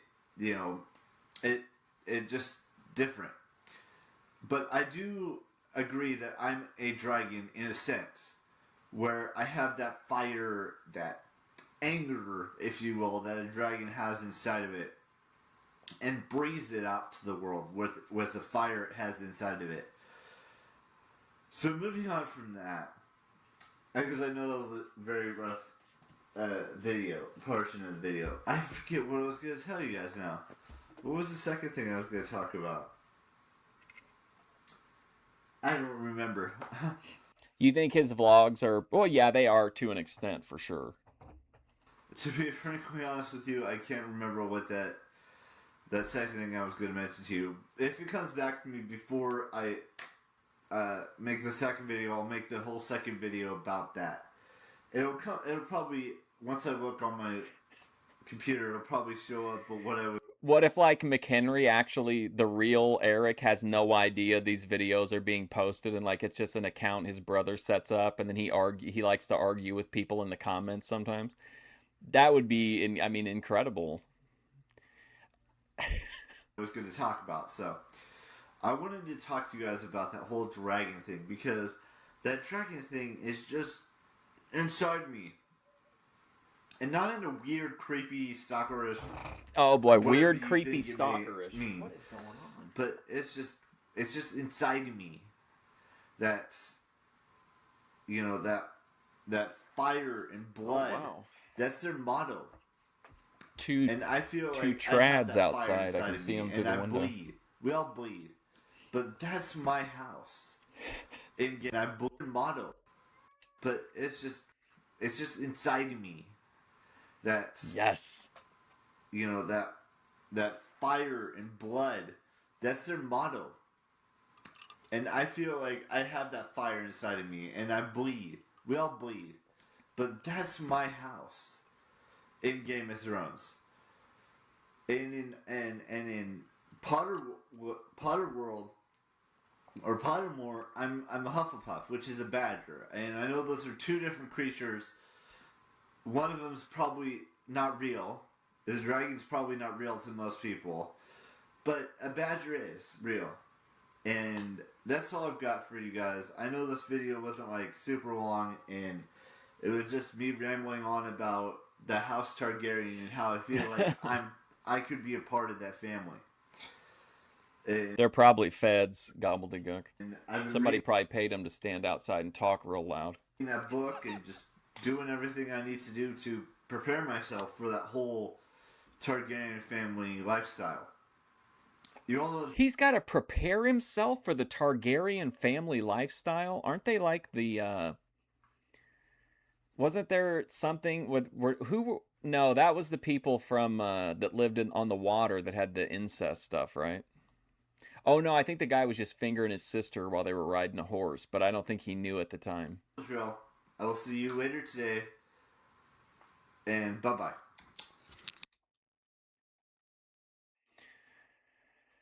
Oh no, look, now I'm getting fucking Game of Thrones shit in the in the recommendeds. Man, what a video. I made a phone Oh, look, here we go. I made a phone call to the DMV to get a real ID card because my ID card expires. He got a movie from what movie is that? I can't tell. All right, here we go. DMV. Hello, everyone. So today I did a bunch of stuff. Yeah, I remember there's like I don't want to say fish people, but they live on the water. And the sister is like a real badass. She's like a warrior chick. And then the brother is the guy who ends up being with that weird guy that does all the weird shit to him. But before that weird shit happens to him, he goes back home for the first time in a long time, and his sister is like, he's riding on the back of his sister's horse, but he doesn't know it's his sister, I guess. And he starts fingering her while they're riding. And she doesn't do anything at all to stop him, and she just lets him do it and then tells him. Starting the day, I woke up at 9:30. I went downstairs and I made a phone call to make an appointment in order to get my real identification card. Which means that... Well, Dave, there probably are fake trad girls. I'll just take care of them and add them to the pile. Out of the country with a passport, of course. Damn gang stalkers. Or go to a bar and show them my ID and prove that I'm 30. I'm going to be 30. So that's what I did to start the day. Then, just about an hour ago, we went to dinner at a place... I've already told you guys a bunch about it, but... The main thing is, and then I've also uploaded a video. Hang on, be right back. Interesting perspective. Man, walk all the way back. I've also uploaded a video, and I've done a bunch of stuff today. So I want to see Eric from this perspective next to the closet door, so we can get a height check. That's what's happened. Oh, damn it! Let me see if they're still out there. I gotta go fix something over here on my computer Nope, because they it's gone. just acting weird right now. Dang it! Now I have to figure some stuff The out. trads bailed. Unless it's gonna work. But yeah, so that's what I did today. I made that phone call. I got a call back. I have an appointment for that on February 28th, which is the end of next month. Virginia, have you ever seen the video of Eric dancing at the bar? And I got a bunch of other stuff I have to do as well. But other than that, that's all I wanted to tell you guys about. It's what happened today. I gotta go. I'll see you guys tomorrow with the brand spanking new vlog. But Hey, could you let girls help me load this couch up into my van? Hurt my arm. bye. Oh, why is it recommending all my own content to me? Jedi Rich from Healthy Family Force tickles the ivories and shares musical memories. What a video. Oh my god. Could you ladies help me load this couch up into my van? Wait, hold on. I noticed as I have gotten older that I've been getting more and more minor injuries. Very true. This is universal, a universal topic. Hello, everyone. I have not seen that So, gobbledygook. you know, I don't know, a lot of you may have maybe experienced this, and a lot of you may have not experienced this. But as you get older, your body starts to... What's the right word for it? It sounds... I've always heard like once you pass 35, like every 5 years, your body kind of gets a new like debuff. And sometimes they're not bad, but some, you know what I mean? shut down. It's just diminished. Maybe that's the word I was thinking of. Because for the past, I want to say 5 years of my life, You girls look like trads. Are you trads? I've had so many issues. And I know it sounds like I'm complaining, but I'm not. I'm just explaining to you that as you get to, you know, from 25 to probably the rest of your life, maybe even 26 for the rest of your life, you start having more back problems. You start having more... Having back problems because you're standing up and rubbing your nipples in all these videos, Eric. You gotta get some exercise. I've always heard like stretching is like super important too as you get older. health issues that not a lot of normal people have, but you do have them. Whether it's, you know, stubbing a toe or having... I know What does it's cringy, stubbing a toe has nothing to do with getting older, though? but having a toenail be ripped off, or What? you know, breaking a toe, or you know, Hey, Dave's channel, you can really bond with Bethadone over that. She makes a lot of nephew. Well, she doesn't. Thankfully, she doesn't put him on camera, but she talks about him a lot. breaking an ankle, or getting scratched, or you know, have heart palpitations, or your brain doesn't work quite as well as it used to. Your hairline starts receding. I mean, This is great content. all of those things happen as you get older and older and older. I mean, for me, I've had so many... You don't recover as quickly after 50 when you suffer a traumatic head injury at a skate park to impress a trad girl. minor injuries. So many minor energies. Did you hear that? As you get older and older That's the monster. Did you hear that? That's the monster voice. and older. I mean, for me, I've had so many minor energies. I've had so many minor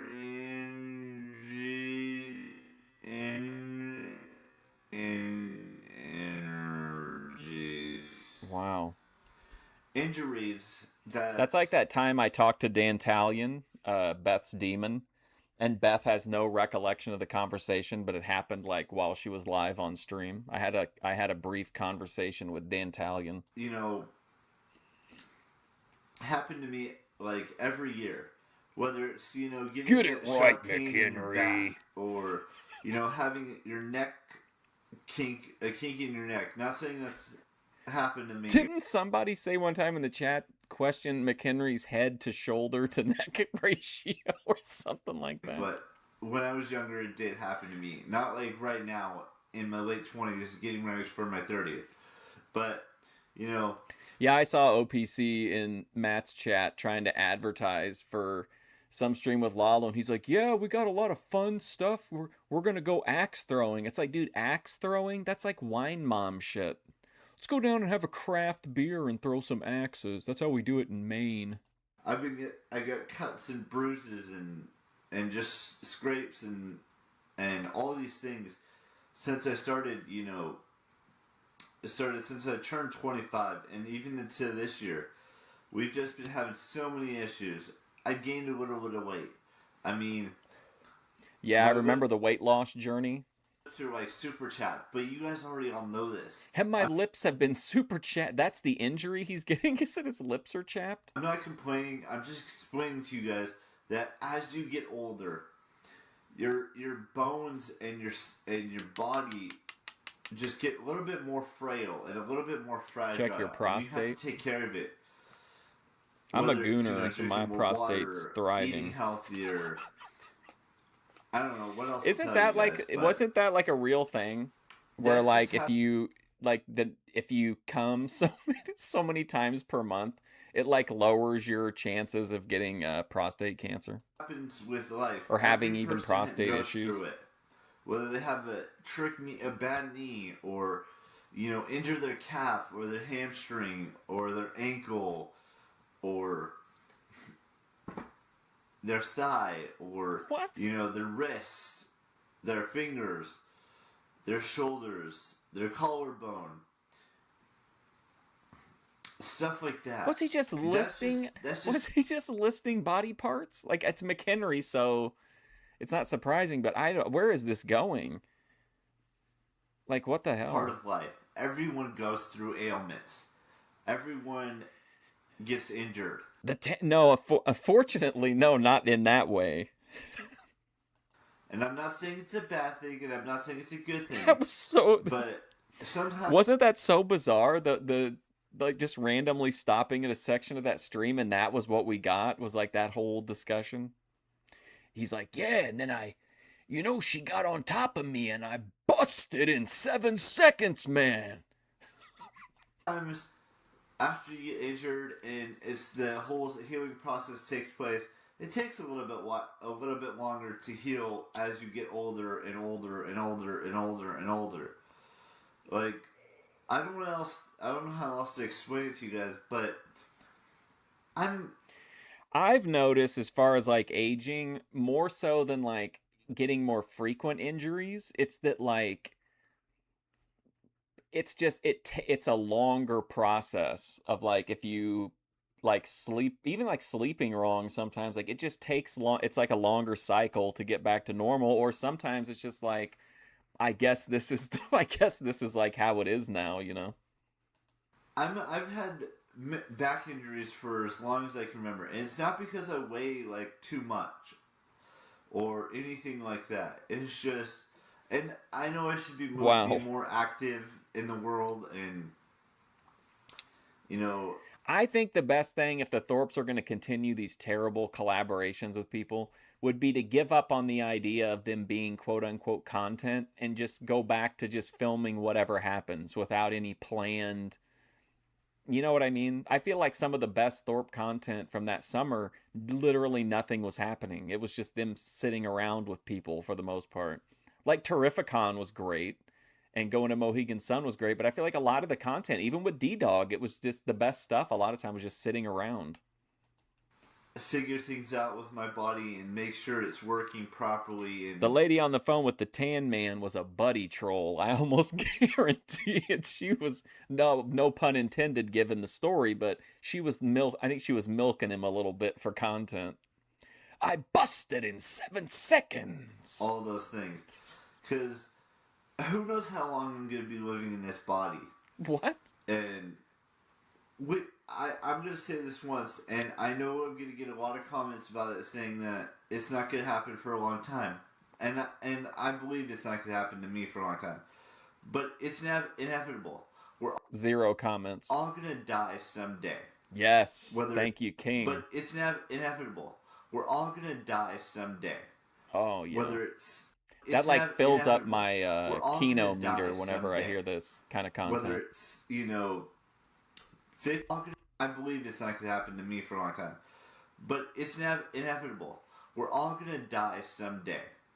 Whether it's, you know, 50 years down the road, whether it's 40 years down the road, whether it's 70 years down the road, we're all going to eventually die.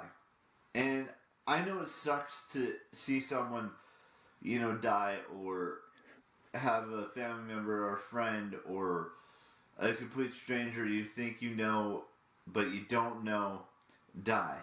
And it just flat out sucks. And there's nothing we can do about it. The only people who can do anything about it is doctors, scientists, and Can you imagine if Scott Bakula would have done a quantum leap into Eric McHenry? God himself. And that is if you believe in God. Now, I'm not saying everyone has to believe in God or believe in a higher power or believe in, you know, hell or what happens in the afterlife, but you gotta picture what happens to our bodies once we die, whenever that may be. Because, you know, injuries happen.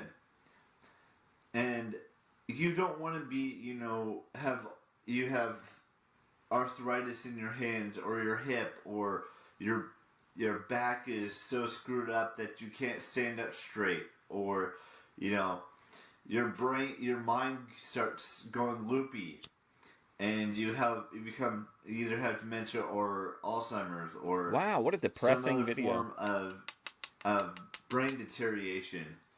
I know I'm not a scientist, I know I'm not a doctor, but that's just stuff that happens to every single one of us.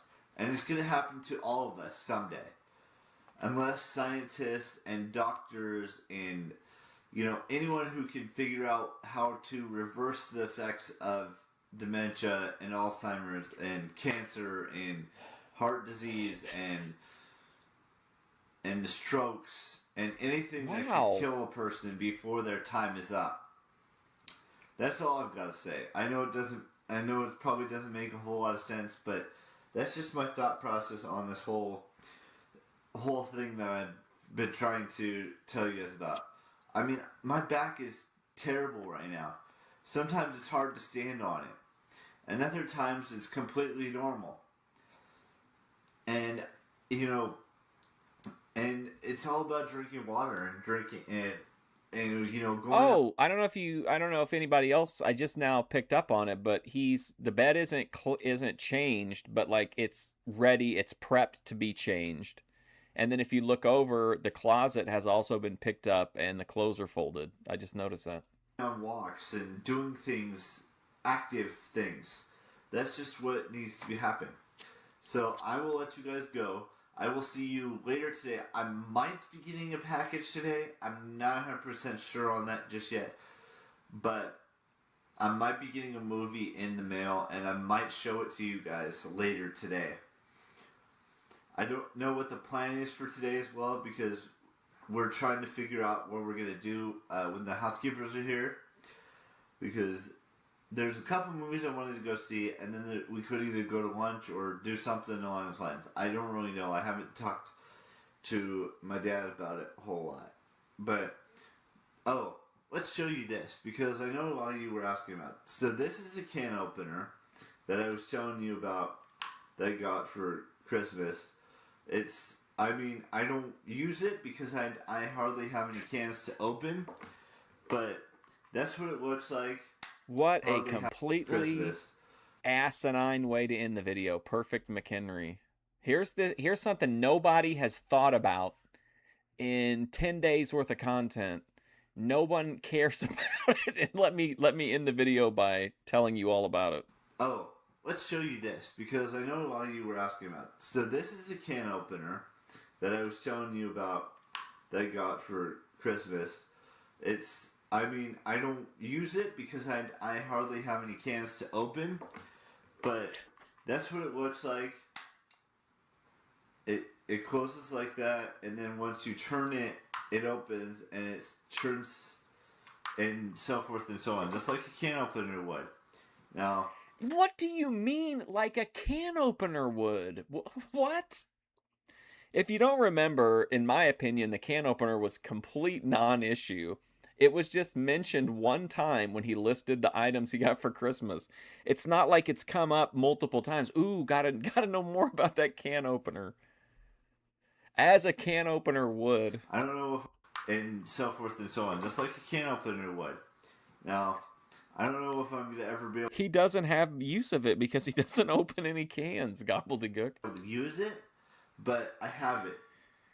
Now I'm gonna go watch another movie. My brain possibly is just either fucking fried Beauty from and the this. Beast or I get so optimistic at the beginning of these, but by the end, like my brain is just like it's shutting down. It's rebelling. there was I'm one hitting other my movie that McLimit. I have in there that I was gonna watch. Oh, Tomb Raider. Those are one of those two movies I'm gonna go watch and finish it. See, and then like he watches the same shit over and over and over again. go from there. So I will see you later today. You all know the drill. Bye bye. All right, if the movie is next, let's watch that real quick. Dave Matthews Band, Ruoff from Tanya. Who the hell's Tanya? Okay, let's watch one more. And then we'll start next week with I have been working on a lot of different projects that I can't tell you about for years now. I can't handle that in my current state.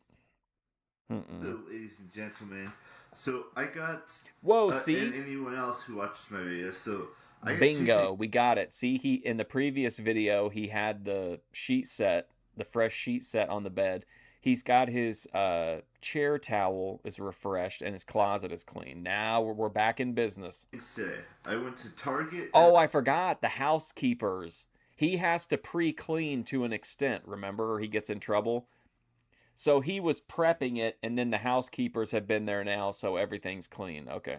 I got something I ordered on Amazon, which I'm gonna watch later tonight. But that's after I watch like 3 movies that I have lined up. Or no, excuse me, like 10 movies I have lined up. So yeah, that looks good. I went to Target. Oh boy, remember this? He wanted to play Cards Against Humanity with his family. Looking to get a book from either Walmart or Target. I could not find either place.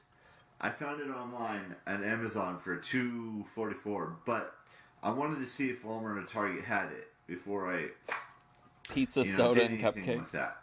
So instead of getting that, I found something else I wanted to get. Now I have the blue pack and I have another pack, but I now have the green pack. I'm still looking to find the red pack. Hopefully I can find it on Amazon for like super cheap. I'm going to go through it and look at it. We might play this at a friend birthday thing for my 30th. Or might do it at my family barbecue. Well, as Cornette would say, oh! / family and family friends barbecue. Friends for my birthday.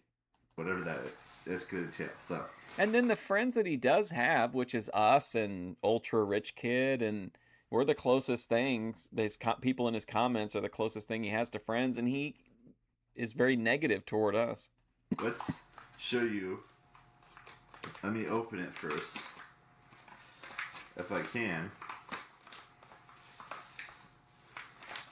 Excuse me here, so I try to open. Well, it's not like I'm reviewing meals or anything like that. Like, I buy things specifically to do taste tests with. It doesn't reflect like my overall diet or anything. This damn package.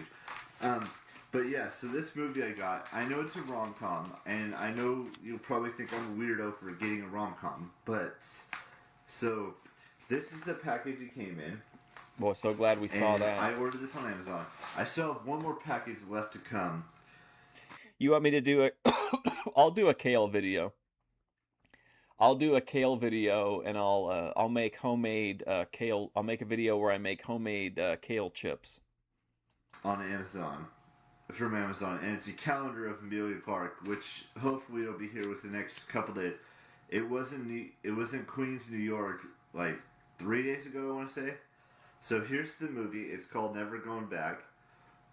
This edgy and wildly funny comedy follows the misadventure. Never Going Back. Yeah, the kick stuff makes it really difficult. It just feels like it just feels like you never know, you could be missing out at any time, or like stuff doesn't make sense because you didn't see what happened on Kick. Angela and Jesse, best friends, towing his waitresses Never at a Going Texas Back. diner. Their house has been robbed. They can't make rent, and they might lose their jobs, but nothing will keep them from celebrating Jesse's 17th birthday with a vacation at the beach. The girls prove that where there's a will, there's a crazy way, as they attempt one Never Going Back scheme after another to raise some cash and break away for the time of their lives. And I can't remember who's in this. Let me look at it's Maya Mitchell and Camila Monroe, or Moron. It's Morrone. Moron.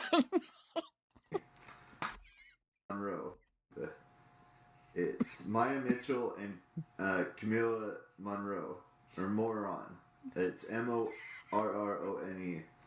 and it's something I'm probably Daniel Maron would be very upset to hear this.